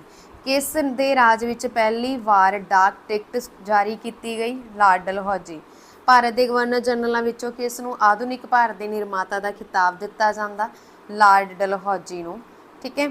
ਤੇ ਕਿਸ ਨੂੰ ਭਾਰਤੀ ਰੇਲਵੇ ਦੇ ਪਿਤਾ ਵਜੋਂ ਜਾਣਿਆ ਜਾਂਦਾ? ਲਾਰਡ ਡਲਹੌਜੀ ਨੂੰ। ਕਿਸ ਨੇ ਸ਼ਿਮਲਾ ਨੂੰ ਗਰਮੀਆਂ ਦੀ ਰਾਜਧਾਨੀ ਬਣਾਇਆ? ਲਾਰਡ ਡਲਹੌਜੀ ਨੇ। 1862 ਵਿੱਚ 3 ਭਾਰਤੀਆਂ ਨੂੰ ਤਤਕਾਲੀ ਵਾਇਸਰਾਏ ਲਾਰਡ ਕੈਨਿੰਗ ਨੇ ਆਪਣੀ ਵਿਧਾਨ ਸਭਾ ਵਿੱਚ ਨਾਮਜ਼ਦ ਕੀਤਾ। ਇੱਕ ਬਨਾਰਸ ਦਾ ਪਹਿਲਾ ਰਾਜਾ ਸੀ, ਦੂਜਾ ਪਟਿਆਲੇ ਦਾ ਰਾਜਾ ਸੀ, ਤੀਜਾ ਸਰ ਦਿਨਕਰ ਰਾਓ ਸੀ, ਠੀਕ ਹੈ। ਨੈਕਸਟ ਹੈ ਲਾਰਡ ਕੈਨਿੰਗ। ਹਾਂਜੀ, ਲਾਰਡ ਕੈਨਿੰਗ ਜਿਨ੍ਹਾਂ ਦਾ ਕਾਰਜਕਾਲ 1856 ਤੋਂ 1862 ਤੱਕ ਰਿਹਾ। ਇਹਨਾਂ ਦੇ ਸਮੇਂ ਨਾ ਗਵਰਨਰ ਦਾ ਆਉਂਦਾ ਬਦਲਤਾ ਸੀ। ਠੀਕ ਹੈ, ਗਵਰਨਰ ਦਾ ਆਉਂਦਾ ਬਦਲਤਾ ਸੀ। ਇਹ ਭਾਰਤ ਦੇ ਵਾਇਸਰਾਏ ਬਣ ਗਏ ਸੀ। ਗਵਰਨਰ ਦਾ ਆਉਂਦਾ ਲਾਰਡ ਡਲਹੌਜੀ ਤੱਕ ਰਿਹਾ। ਉਸ ਤੋਂ ਬਾਅਦ ਵਾਇਸਰਾਏ ਨਿਯੁਕਤ ਹੋਣੇ ਸ਼ੁਰੂ ਹੋ ਗਏ ਸੀ। ਕੰਮ ਤਾਂ ਉਹੀ ਸੀਗੇ, ਕੋਈ ਫਰਕ ਨਹੀਂ ਸੀਗਾ। ਠੀਕ ਹੈ, ਤਾਂ ਇਹ ਸੀਗੇ ਵਾਇਸਰਾਏ। ਲਾਰਡ ਕੈਨਿੰਗ, ਤੁਹਾਨੂੰ ਆ ਸਕਦਾ ਕਿ ਭਾਰਤ ਦੇ ਪਹਿਲੇ ਵਾਇਸਰਾਏ ਕੌਣ ਸੀ? ਲਾਰਡ ਕੈਨਿੰਗ 1856 ਚ ਬਣੇ ਸੀ, 1862 ਤੱਕ ਰਹੇ। ਹਾਂਜੀ, ਭਾਰਤ ਦਾ ਪਹਿਲਾ ਬ੍ਰਿਟਿਸ਼ ਵਾਇਸਰਾਏ ਕੌਣ ਸੀ? Lord Canning. Option number A is the right answer. ਹੁਣ ਇਹਨਾਂ ਨਾਲ ਰਿਲੇਟਿਡ MCQ ਦੇਖ ਲੈਂਦੇ ਹਾਂ। ਦੇਖੋ, ਲਾਰਡ ਕੈਨਿੰਗ ਭਾਰਤ ਵਿੱਚ ਕੰਪਨੀ ਦੁਆਰਾ ਨਿਯਮਤ ਅੰਤਿਮ ਗਵਰਨਰ ਜਨਰਲ ਸੀ ਅਤੇ ਬ੍ਰਿਟਿਸ਼ ਸਮਰਾਟ ਦੇ ਅਧੀਨ ਨਿਯੁਕਤ ਭਾਰਤ ਦਾ ਪਹਿਲਾ ਵਾਇਸਰਾਏ ਸੀ। ਇਹਨਾਂ ਦੇ ਸਮੇਂ 1857 ਦਾ ਮਹੱਤਵਪੂਰਨ ਇਤਿਹਾਸਿਕ ਵਿਦਰੋਹ ਹੋਇਆ ਅਤੇ 1858 ਈਸਵੀ ਦਾ ਭਾਰਤੀ ਪਰਿਸ਼ਦ ਅਧੀਨਿਜ਼ਮ ਵੀ ਪਾਸ ਹੋਇਆ ਸੀ। ਨਿਆਂ ਸੁਧਾਰਾਂ ਦੇ ਅੰਤਰਗਤ ਕੈਨਿੰਗ ਨੇ ਇੰਡੀਅਨ ਹਾਈ ਕੋਰਟ ਐਕਟ 1861 ਈਸਵੀ ਦੁਆਰਾ ਬੰਬਈ, ਕਲਕੱਤਾ, ਮਦਰਾਸ ਵਿੱਚ ਇੱਕ ਉੱਚ ਅਦਾਲਤ ਦੀ ਸਥਾਪਨਾ ਕੀਤੀ ਸੀ। ਇਹਨਾਂ ਨੇ ਕਲਕੱਤਾ, ਬੰਬਈ ਅਤੇ ਮਦਰਾਸ ਯੂਨੀਵਰਸਿਟੀਆਂ ਦੀ ਸਥਾਪਨਾ ਕੀਤੀ 1857 ਦੇ ਵਿੱਚ। 1861 ਵਿੱਚ ਭਾਰਤੀ ਪਰਿਸ਼ਦ ਅਧੀਨਿਜ਼ਮ ਕੈਨਿੰਗ ਦੇ ਸਮੇਂ ਹੀ ਪਾਸ ਹੋਇਆ। ਹਾਂਜੀ, ਅੱਗੇ ਆ ਦੇਖੋ, 1857 ਦੇ ਵਿਦਰੋਹ ਸਮੇਂ ਭਾਰਤ ਦਾ ਪਹਿਲਾ ਗਵਰਨਰ ਜਨਰਲ ਕੌਣ ਸੀ? Lord Canning. ਲਾਰਡ ਕੈਨਿੰਗ ਨੇ ਕਦੋਂ ਸ਼ਾਂਤੀ ਦਾ ਐਲਾਨ ਕੀਤਾ ਅਤੇ ਅੰਤ ਵਿੱਚ 1857 ਦੀ ਬਗਾਵਤ ਨੂੰ ਦਬਾਇਆ? 5 ਜੁਲਾਈ 1858 ਨੂੰ। ਲਾਰਡ ਕੈਨਿੰਗ ਨੇ ਮਹਾਰਾਣੀ ਵਿਕਟੋਰੀਆ ਦਾ ਐਲਾਨਨਾਮਾ ਕਿੱਥੇ ਪੜ੍ਹਿਆ? ਇਲਾਹਾਬਾਦ, ਪ੍ਰਯਾਗਰਾਜ ਵਿੱਚ। ਕਿਸ ਭਾਰਤ ਦੇ ਵਾਇਸਰਾਏ ਨੇ Indian penal code, code of civil procedure ਅਤੇ ਕੋਡ ਆਫ ਕ੍ਰਿਮੀਨਲ ਪ੍ਰੋਸੀਜਰ ਪਾਸ ਕੀਤੇ? ਕੈਨਿੰਗ ਨੇ। ਲਾਰਡ ਕੈਨਿੰਗ ਦੁਆਰਾ ਕਿਸ ਸਮੂਹ ਦਾ ਜ਼ਿਕਰ ਤੂਫਾਨ ਵਿੱਚ ਬ੍ਰੇਕ ਵਾਟਰਜ਼ ਵਜੋਂ ਕੀਤਾ ਗਿਆ? ਤਾਂ ਇਹ 1857 ਦੇ ਵਿਦਰੋਹ ਨੂੰ ਦਬਾਉਣ ਵਿੱਚ ਮਦਦ ਕੀਤੀ ਗਈ ਸੀ, ਰਿਆਸਤਾਂ ਨੇ ਕੀਤਾ ਸੀ। ਠੀਕ ਹੈ, ਤੇ ਗਵਰਨਰ ਜਨਰਲ ਕੈਨਿੰਗ ਨੇ ਫੈਸਲਾ ਕੀਤਾ ਕਿ ਆਖਰੀ ਮੁਗਲ ਰਾਜਾ ਕੌਣ ਹੋਵੇਗਾ ਅਤੇ ਉਸ ਦੀ ਮੌਤ ਤੋਂ ਬਾਅਦ ਉਸ ਦੇ ਵੰਸ਼ਜਾਂ ਵਿੱਚੋਂ ਕਿਸ ਨੂੰ ਬਾਦਸ਼ਾਹ ਵਜੋਂ ਮਾਨਤਾ ਨਹੀਂ ਦਿੱਤੀ ਜਾਵੇਗੀ? ਬਹਾਦਰ ਸ਼ਾਹ ਜ਼ਫਰ। ਬਹਾਦਰ ਸ਼ਾਹ ਜ਼ਫਰ ਜਿਹੜਾ ਕਿ ਮੁਗਲਾਂ ਦਾ ਆਖਰੀ ਸੀਗਾ, ਤੁਹਾਨੂੰ ਪਤਾ, ਰਾਜਾ। ਠੀਕ ਹੈ, ਇਹਨਾਂ ਨੂੰ ਉਹਨਾਂ ਨੇ ਕਹਿਤਾ ਸੀਗਾ ਕਿ ਇਹਨਾਂ ਦੀ ਮੌਤ ਤੋਂ ਬਾਅਦ ਕੋਈ ਵੀ ਮੁਗਲ ਬਾਦਸ਼ਾਹ ਜਿਹੜਾ ਵਾ ਉਹ ਗਵਰਨਰ ਨਹੀਂ ਬਣੂਗਾ ਜਾਂ ਰਾਜਾ ਨਹੀਂ ਬਣੂਗਾ। ਠੀਕ ਹੈ, ਇਹਨਾਂ ਦੀ ਮੌਤ ਤੋਂ ਬਾਅਦ ਇਹਨਾਂ ਦੇ ਜਿਹੜੇ ਵੰਸ਼ ਆ ਉਹਨਾਂ ਨੂੰ ਗੱਦੀ ਨਹੀਂ ਮਿਲੇਗੀ। ਹਿੰਦੂ ਵਿਧਵਾ ਪੁਨਰ ਵਿਆਹ ਐਕਟ 1856 ਲਾਗੂ ਹੋਇਆ ਤਾਂ ਭਾਰਤ ਗਵਰਨਰ ਜਨਰਲ ਕੌਣ ਸੀ? Lord Canning. ਭਾਰਤ ਵਿੱਚ ਬਜਟ ਪ੍ਰਣਾਲੀ ਨੂੰ ਸ਼ੁਰੂ ਕਰਨ ਦਾ ਸਿਹਰਾ ਵਾਇਸਰਾਏ ਕੈਨਿੰਗ ਨੂੰ ਜਾਂਦਾ ਵਾ। ਠੀਕ ਹੈ, ਬਜਟ ਪ੍ਰਣਾਲੀ। ਹਾਂਜੀ, ਨੈਕਸਟ ਹੈ ਲਾਰਡ ਮੇਓ। ਹਾਂਜੀ, ਲਾਰਡ ਮੇਓ, ਇਹਨਾਂ ਦਾ ਕਾਰਜਕਾਲ ਸੀਗਾ 1869 ਤੋਂ 72। ਹੁਣ ਤੁਸੀਂ ਸੋਚੋਗੇ ਕਿ ਲਾਰਡ ਕੈਨਿੰਗ ਦਾ ਤਾਂ 1862 ਤੱਕ ਹੀ ਰਿਹਾ ਤੇ 1862 63 ਤੋਂ ਲੈ ਕੇ 1868 ਤੱਕ ਕੌਣ ਰਹੇ? ਤਾਂ ਇਹ ਸੀਗੇ ਸਰ ਜੌਨ ਲਾਰੈਂਸ। ਇਹਨਾਂ ਨਾਲ ਰਿਲੇਟਿਡ ਕੁਐਸਚਨ ਨਹੀਂ ਪੁੱਛਿਆ ਜਾਂਦਾ ਐਗਜ਼ਾਮ 'ਚ, ਇਸ ਕਰਕੇ ਮੈਂ ਐਡ ਨਹੀਂ ਕੀਤੇ। ਤਾਂ 1869 ਤੋਂ 1872 ਤੱਕ ਲਾਰਡ ਮੇਓ ਰਹੇ ਸੀਗੇ। ਤਾਂ ਇਹਨਾਂ ਨਾਲ ਰਿਲੇਟਿਡ MCQ ਦੇਖਦੇ ਹਾਂ। ਭਾਰਤ ਵਿੱਚ ਪਹਿਲੀ ਮਰਦਮਸ਼ੁਮਾਰੀ 1872 ਵਿੱਚ ਗਵਰਨਰ ਜਨਰਲ ਦੇ ਰਾਜ ਦੌਰਾਨ ਹੋਈ। ਹਾਂਜੀ, ਭਾਰਤ ਦੀ ਮੈਂ ਤੁਹਾਨੂੰ ਦੱਸ ਦਿੰਦੀ ਹਾਂ। ਸਭ ਤੋਂ ਪਹਿਲਾਂ ਮੇਓ ਨੇ ਭਾਰਤ ਵਿੱਚ ਵਿੱਤੀ ਵਿਕੇਂਦਰੀਕਰਨ ਦੀ ਨੀਤੀ ਦੀ ਸ਼ੁਰੂਆਤ ਕੀਤੀ। ਇਹਨਾਂ ਨੇ ਇੱਕ ਖੇਤੀ ਵਿਭਾਗ ਦੀ ਅਤੇ ਭਾਰਤੀ ਸੰਖਿਅਕੀ ਸਰਵੇਖਣ ਵਿਭਾਗ ਦੀ ਸਥਾਪਨਾ ਵੀ ਕੀਤੀ ਤੇ ਭਾਰਤ ਵਿੱਚ ਪਹਿਲੀ ਵਾਰ ਜਨਗਣਨਾ 1872 ਵਿੱਚ ਇਹਨਾਂ ਦੇ ਕਾਰਜਕਾਲ ਦੌਰਾਨ ਹੋਈ। ਮੇਓ ਨੇ ਭਾਰਤੀ ਰਾਜਿਆਂ ਦੇ ਪੁੱਤਰਾਂ ਦੀ ਉਚਿਤ ਸਿੱਖਿਆ ਦੇ ਲਈ ਅਜਮੇਰ ਵਿੱਚ ਮੇਓ ਕਾਲਜ ਦੀ ਸਥਾਪਨਾ ਕੀਤੀ ਸੀਗੀ ਤੇ ਇਹ ਭਾਰਤ ਦਾ ਇੱਕਮਾਤਰ ਵਾਇਸਰਾਏ ਸੀ ਜਿਸ ਦੀ ਉਸਦੇ ਕਾਰਜਕਾਲ ਦੌਰਾਨ ਹੀ ਹੱਤਿਆ ਹੋ ਗਈ ਸੀ। ਠੀਕ ਹੈ, ਤੇ ਕਿਹਨੇ ਕੀਤੀ ਸੀ ਇਹ ਵੀ ਤੁਹਾਨੂੰ ਪਤਾ ਹੋਣਾ ਚਾਹੀਦਾ। 1872 ਈਸਵੀ ਵਿੱਚ ਇੱਕ ਅਫਗਾਨ ਕੈਦੀ ਸ਼ੇਰ ਖਾਨ ਨੇ ਇਹਨਾਂ ਨੂੰ ਚਾਕੂ ਮਾਰ ਕੇ ਮਾਰ ਦਿੱਤਾ ਸੀ। ਹੁਣ ਭਾਰਤ ਵਿੱਚ ਪਹਿਲੀ ਮਰਦਮਸ਼ੁਮਾਰੀ 1872 ਵਿੱਚ ਹੋਈ ਸੀਗੀ ਤੇ ਇਸ ਸਮੇਂ ਗਵਰਨਰ ਜਨਰਲ ਕੌਣ ਸੀ? ਲਾਰਡ ਮੇਓ। ਆਪਸ਼ਨ ਏ ਇੱਥੇ ਰਾਈਟ ਆਨਸਰ ਹੈ। ਨੈਕਸਟ ਲਾਰਡ ਮੇਓ ਨਾਲ ਰਿਲੇਟਿਡ MCQ ਦੇਖ ਲੈਂਦੇ ਹਾਂ। 1872 ਵਿੱਚ ਸ਼ੇਰ ਅਲੀ ਦੁਆਰਾ ਲਾਰਡ ਮੇਓ ਦੀ ਹੱਤਿਆ ਕਿੱਥੇ ਕੀਤੀ ਗਈ ਸੀ? ਪੋਰਟ ਬਲੇਅਰ ਜਾਣੀ ਕਿ ਅੰਡੇਮਾਨ ਅਤੇ ਨਿਕੋਬਾਰ ਦੇ ਵਿੱਚ। ਭਾਰਤ ਦਾ ਕਿਹੜਾ ਗਵਰਨਰ ਜਨਰਲ ਜਾਂ ਵਾਇਸਰਾਏ ਖੇਤੀਬਾੜੀ ਅਤੇ ਵਣਜ ਵਿਭਾਗ ਦੀ ਸਥਾਪਨਾ ਨਾਲ ਸੰਬੰਧਿਤ ਹੈ? ਲਾਰਡ ਮੇਓ। ਕਿਸ ਨੇ 1875 ਵਿੱਚ ਮੇਓ ਕਾਲਜ ਦੀ ਸਥਾਪਨਾ ਕੀਤੀ? ਰਿਚਰਡ ਬੋਰਕੇ ਨੇ। ਭਾਰਤ ਵਿੱਚ ਵਿੱਤੀ ਵਿਕੇਂਦਰੀਕਰਨ ਕਿਸ ਨੇ ਸ਼ੁਰੂ ਕੀਤਾ? ਲਾਰਡ ਮੇਓ ਨੇ। ਨੈਕਸਟ ਹੈ ਲਾਰਡ ਲਿਟਨ। ਅੱਗੇ ਅਸੀਂ ਲਾਰਡ ਲਿਟਨ ਜਿਹਨਾਂ ਦਾ ਕਾਰਜਕਾਲ 1876 ਤੋਂ 80 ਤੱਕ ਰਿਹਾ, ਪਰ ਇਹਨਾਂ ਤੋਂ ਪਹਿਲਾਂ 1872 ਤੋਂ ਲੈ ਕੇ 1876 ਤੱਕ ਬਣੇ ਸੀਗੇ ਲਾਰਡ ਨਾਰਥਬਰੂਕ। ਜਦੋਂ ਪੰਜਾਬ ਦੇ ਵਿੱਚ ਭੁੱਖ ਅੰਦੋਲਨ ਚੱਲ ਰਿਹਾ ਸੀ ਉਸ ਸਮੇਂ ਬਣੇ ਸੀਗੇ ਇਹ। ਤੇ ਉਸ ਸਮੇਂ ਪੰਜਾਬ ਦੇ ਵਿੱਚ ਨਾ ਸਵੇਜ਼ ਨਹਿਰ ਖੁੱਲ੍ਹ ਗਈ ਸੀ ਜਿਸ ਦੇ ਨਾਲ ਬ੍ਰਿਟੇਨ ਅਤੇ ਭਾਰਤ ਦੇ ਮੱਧ ਵਿੱਚ ਵਪਾਰ ਦੇ ਵਿੱਚ ਬਹੁਤ ਜ਼ਿਆਦਾ ਵਾਧਾ ਹੋਇਆ ਸੀ। ਬਸ ਇਹੀ ਫੈਕਟ ਸੀ ਉਹਨਾਂ ਨਾਲ ਰਿਲੇਟਡ। ਨੈਕਸਟ ਲਾਰਡ ਲਿਟਨ ਆ, ਜਿਨ੍ਹਾਂ ਦਾ ਕਾਰਜਕਾਲ 1876 ਤੋਂ 80 ਤੱਕ ਦਾ ਰਿਹਾ। ਇਹਨਾਂ ਨਾਲ ਰਿਲੇਟਡ MCQ, ਲਾਰਡ ਲਿਟਨ ਨੇ ਅਸਲਾ ਐਕਟ ਕਦੋਂ ਪਾਸ ਕੀਤਾ? ਲਾਰਡ ਲਿਟਨ ਦੀ ਜੇ ਗੱਲ ਕਰੀਏ ਤਾਂ 1 ਜਨਵਰੀ 1877 ਵਿੱਚ ਬ੍ਰਿਟੇਨ ਦੀ ਮਹਾਰਾਣੀ ਵਿਕਟੋਰੀਆ ਨੂੰ ਕੇਸਰ ਹਿੰਦ ਦੀ ਉਪਾਧੀ ਨਾਲ ਇਹਨਾਂ ਨੇ ਸਨਮਾਨਿਤ ਕੀਤਾ। ਠੀਕ ਹੈ। ਤੇ ਮਾਰਚ 1878 ਵਿੱਚ ਲਿਟਨ ਨੇ ਆਪਾਂ ਗੱਲ ਕਰੀਏ ਇਹਦੀ ਲਿਟਨ ਦੇ ਸਮੇਂ ਹੀ 1878 ਈਸਵੀ ਵਿੱਚ ਭਾਰਤੀ ਹਥਿਆਰ ਅਧਿਨਿਯਮ ਪਾਸ ਹੋਇਆ। 1878 ਦੇ ਵਿੱਚ ਲਾਰਡ ਲਿਟਨ ਨੇ ਅਸਲਾ ਐਕਟ ਕਦੋਂ ਪਾਸ ਕੀਤਾ? ਹੁਣ 1878 ਦੇ ਵਿੱਚ ਕੀਤਾ। ਆਪਸ਼ਨ ਨੰਬਰ ਬੀ ਇੱਥੇ ਰਾਈਟ ਆਨਸਰ ਹੈ। ਨੈਕਸਟ ਹੈ ਲਾਰਡ ਲਿਟਨ ਨਾਲ ਸੰਬੰਧਿਤ ਹੋਰ MCQ। ਲਾਰਡ ਲਿਟਨ ਨੇ ਵਰਨਾਕੂਲਰ ਪ੍ਰੈਸ ਐਕਟ ਦਾ ਪ੍ਰਸਤਾਵ ਕਿੱਥੇ ਰੱਖਿਆ? ਕਿਸ ਨੇ ਰੱਖਿਆ? ਲਾਰਡ ਲਿਟਨ ਨੇ। ਭਾਰਤ ਦੇ ਇਹਨਾਂ ਵਿੱਚੋਂ ਕਿਹੜਾ ਗਵਰਨਰ ਜਨਰਲ ਓਵੇਨ ਮੈਰੀਡਿਥ ਦੇ ਕਲਮੀ ਨਾਮ ਹੇਠ ਕਵਿਤਾ ਲਿਖਦਾ ਸੀ? ਲਾਰਡ ਲਿਟਨ। 1877 ਈਸਵੀ ਵਿੱਚ ਕਿਸ ਵਾਇਸਰਾਏ ਨੇ ਮਹਾਰਾਣੀ ਵਿਕਟੋਰੀਆ ਨੂੰ ਭਾਰਤ ਦੀ ਮਹਾਰਾਣੀ ਵਜੋਂ ਮਾਨਤਾ ਦੇਣ ਲਈ ਇੱਕ ਦਰਬਾਰ ਦਾ ਆਯੋਜਨ ਕਰਵਾਇਆ ਸੀ? ਲਾਰਡ ਲਿਟਨ ਨੇ। ਨੈਕਸਟ ਹੈ ਲਾਰਡ ਰਿਪਨ। ਹਾਂਜੀ, ਲਾਰਡ ਰਿਪਨ ਇਹ 1880 ਈਸਵੀ ਤੋਂ ਲੈ ਕੇ 1884 ਈਸਵੀ ਤੱਕ ਰਹੇ ਸੀਗੇ। ਠੀਕ ਹੈ, ਲਾਰਡ ਰਿਪਨ। ਤੇ ਭਾਰਤ ਵਿੱਚ ਸਥਾਨਕ ਸਭੇ ਸਰਕਾਰ ਦਾ ਪਿਤਾ ਕਿਸ ਨੂੰ ਮੰਨਿਆ ਜਾਂਦਾ? ਲਾਰਡ ਰਿਪਨ ਨੂੰ ਮੰਨਿਆ ਜਾਂਦਾ। ਆਪਸ਼ਨ ਏ ਇੱਥੇ ਰਾਈਟ ਆਨਸਰ ਹੈ। ਠੀਕ ਹੈ, ਇਹ ਤੁਸੀਂ ਧਿਆਨ ਦੇ ਵਿੱਚ ਰੱਖਣਾ। ਤੇ ਕਿਸ ਨੇ ਲਾਰਡ ਰਿਪਨ ਨੂੰ ਭਾਰਤ ਦਾ ਮੁਕਤੀਦਾਤਾ ਕਿਹਾ ਅਤੇ ਉਸ ਦੇ ਰਾਜ ਨੂੰ ਭਾਰਤ ਵਿੱਚ ਸੁਨਹਿਰੀ ਯੁੱਗ ਦੀ ਸ਼ੁਰੂਆਤ ਕਿਹਾ? ਇਹ ਫਲੋਰੈਂਸ ਨਾਈਟਿੰਗੇਲ ਨੇ ਕਿਹਾ ਸੀਗਾ। ਕਿਸ ਸਾਲ ਸਿੱਖਿਆ ਸੁਧਾਰ ਲਈ ਲਾਰਡ ਰਿਪਨ ਦੁਆਰਾ ਹੰਟਰ ਕਮਿਸ਼ਨ ਨਿਯੁਕਤ ਕੀਤਾ ਗਿਆ? 1882 ਦੇ ਵਿੱਚ। ਵਾਇਸਰਾਏ ਕਿਸ ਵਾਇਸਰਾਏ ਦੇ ਕਾਰਜਕਾਲ ਦੌਰਾਨ ਵਰਨਾਕੂਲਰ ਪ੍ਰੈਸ ਐਕਟ 1878 ਨੂੰ ਰੱਦ ਕੀਤਾ ਗਿਆ? ਲਾਰਡ ਰਿਪਨ ਦੇ ਕਾਰਜਕਾਲ ਦੌਰਾਨ। ਲਾਰਡ ਰਿਪਨ ਨੇ ਸਾਲ 1883 ਵਿੱਚ ਇਲਬਰਟ ਬਿੱਲ ਪੇਸ਼ ਕੀਤਾ ਸੀ। ਪਹਿਲੇ ਫੈਕਟਰੀ ਐਕਟ 1881 ਦੇ ਲਾਗੂ ਹੋਣ ਦਾ ਸਿਹਰਾ ਕਿਸ ਨੂੰ ਦਿੱਤਾ ਜਾਂਦਾ ਵਾ? ਲਾਰਡ ਰਿਪਨ ਨੂੰ। ਠੀਕ ਹੈ, ਇਸ ਦੇ ਵਿੱਚ ਬਾਲ ਰੋਜ਼ਗਾਰ ਨੂੰ ਨਿਯਮਤ ਕਰਨ ਦੀਆਂ ਵਿਵਸਥਾਵਾਂ ਵੀ ਕੀਤੀਆਂ ਗਈਆਂ ਸੀਗੀਆਂ। ਫਿਰ ਅੱਗੇ ਆ ਗਿਆ ਜੀ 1882 ਦੇ ਵਿੱਚ ਭਾਰਤੀ ਸਿੱਖਿਆ ਕਮਿਸ਼ਨ ਦੀ ਨਿਯੁਕਤੀ ਕਿਸ ਦੁਆਰਾ ਹੋਈ? ਲਾਰਡ ਰਿਪਨ ਦੁਆਰਾ। ਜਦੋਂ ਭਾਰਤ ਦੀ ਬਕਾਇਦਾ ਮਰਦਮਸ਼ੁਮਾਰੀ ਪਹਿਲੀ ਵਾਰ ਹੋਈ ਤਾਂ ਉਸ ਸਮੇਂ ਲਾਰਡ ਵਾਇਸਰਾਏ ਕੌਣ ਸੀਗੇ? ਲਾਰਡ ਰਿਪਨ ਸੀਗੇ। ਠੀਕ ਹੈ, ਜਦੋਂ ਭਾਰਤ ਦੀ ਬਕਾਇਦਾ ਮਰਦਮਸ਼ੁਮਾਰੀ ਪਹਿਲੀ ਵਾਰੀ ਹੋਈ ਸੀ ਤਾਂ ਲਾਰਡ ਰਿਪਨ ਸੀਗੇ। ਇਹ ਤੁਸੀਂ ਧਿਆਨ ਦੇ ਵਿੱਚ ਰੱਖਣਾ। ਨੈਕਸਟ ਹੈ ਜੀ ਬਰਤਾਨਵੀ ਭਾਰਤ ਦੇ ਇਤਿਹਾਸ ਵਿੱਚ ਮੈਸੂਰ ਦੀ ਇਸ ਦੇ ਪੁਰਾਣੇ ਸ਼ਾਸਕ ਪਰਿਵਾਰ ਵਿੱਚ ਵਾਪਸੀ ਲਈ ਇੱਕ ਵਿਲੱਖਣ ਘਟਨਾ ਕਿਸ ਨੇ ਕਿਹਾ ਸੀਗਾ? ਰਿਪਨ ਨੇ ਕਿਹਾ ਸੀਗਾ, ਲਾਰਡ ਰਿਪਨ ਨੇ। ਠੀਕ ਹੈ, ਇਹਨਾਂ ਨਾਲ ਰਿਲੇਟਡ ਬਹੁਤ ਜ਼ਿਆਦਾ ਫੈਕਟ ਆ ਜਿਹੜੇ ਬਣਦੇ ਆ। ਪਹਿਲਾ ਫੈਕਟਰੀ ਅਧਿਨਿਯਮ 1881 ਵਿੱਚ ਰਿਪਨ ਦੁਆਰਾ ਲਿਆਇਆ ਗਿਆ ਤੇ ਇਸ ਵਿੱਚ ਬਾਲ ਕਿਰਤ ਤੇ ਰੋਕ ਲਗਾਈ ਗਈ ਸੀਗੀ। ਠੀਕ ਹੈ, ਇਹ ਤੁਸੀਂ ਧਿਆਨ ਦੇ ਵਿੱਚ ਰੱਖਣਾ। ਜ਼ਿਆਦਾ ਫੈਕਟ ਇਹ ਆ ਇੰਪੋਰਟੈਂਟ। ਨੈਕਸਟ ਹੈ ਲਾਰਡ ਡਫਰਿਨ।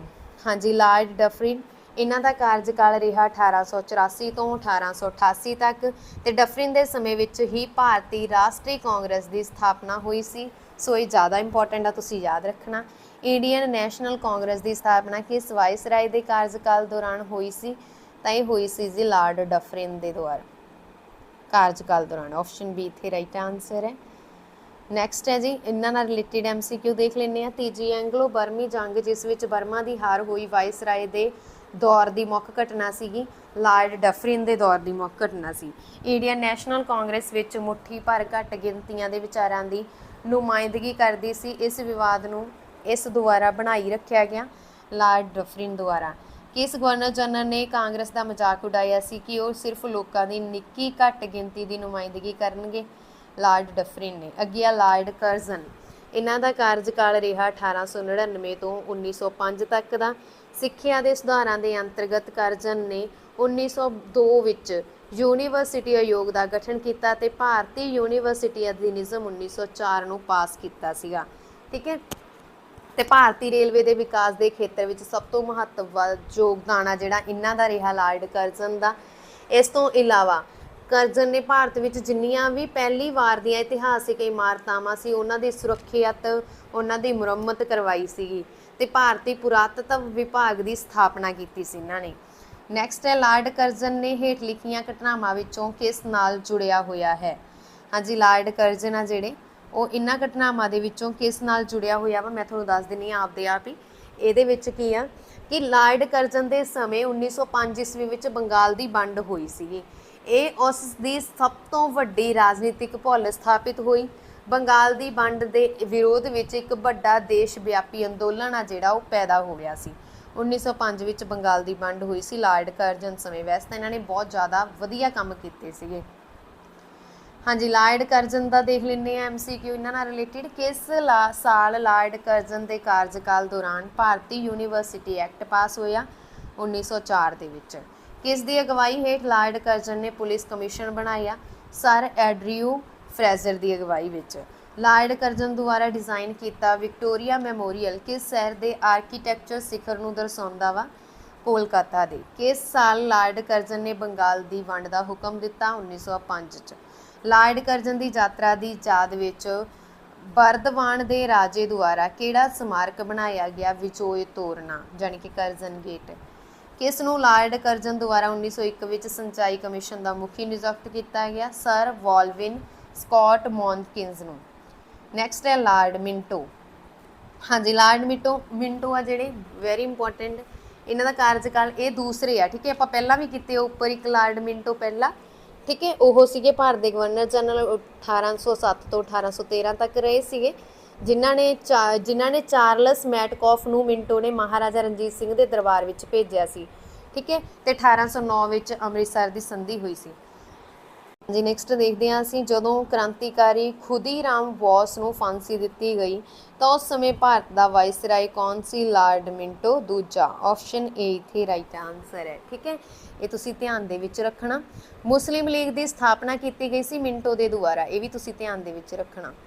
ਵੈਸੇ ਤਾਂ ਆਗਾ ਖਾਨ ਨੇ ਕੀਤੀ ਸੀਗੀ ਤੇ ਉਸ ਸਮੇਂ ਰਾਜ ਮਿੰਟੋ ਦਾ ਸੀਗਾ, ਇਹ ਤੁਸੀਂ ਧਿਆਨ ਦੇ ਵਿੱਚ ਰੱਖਣਾ।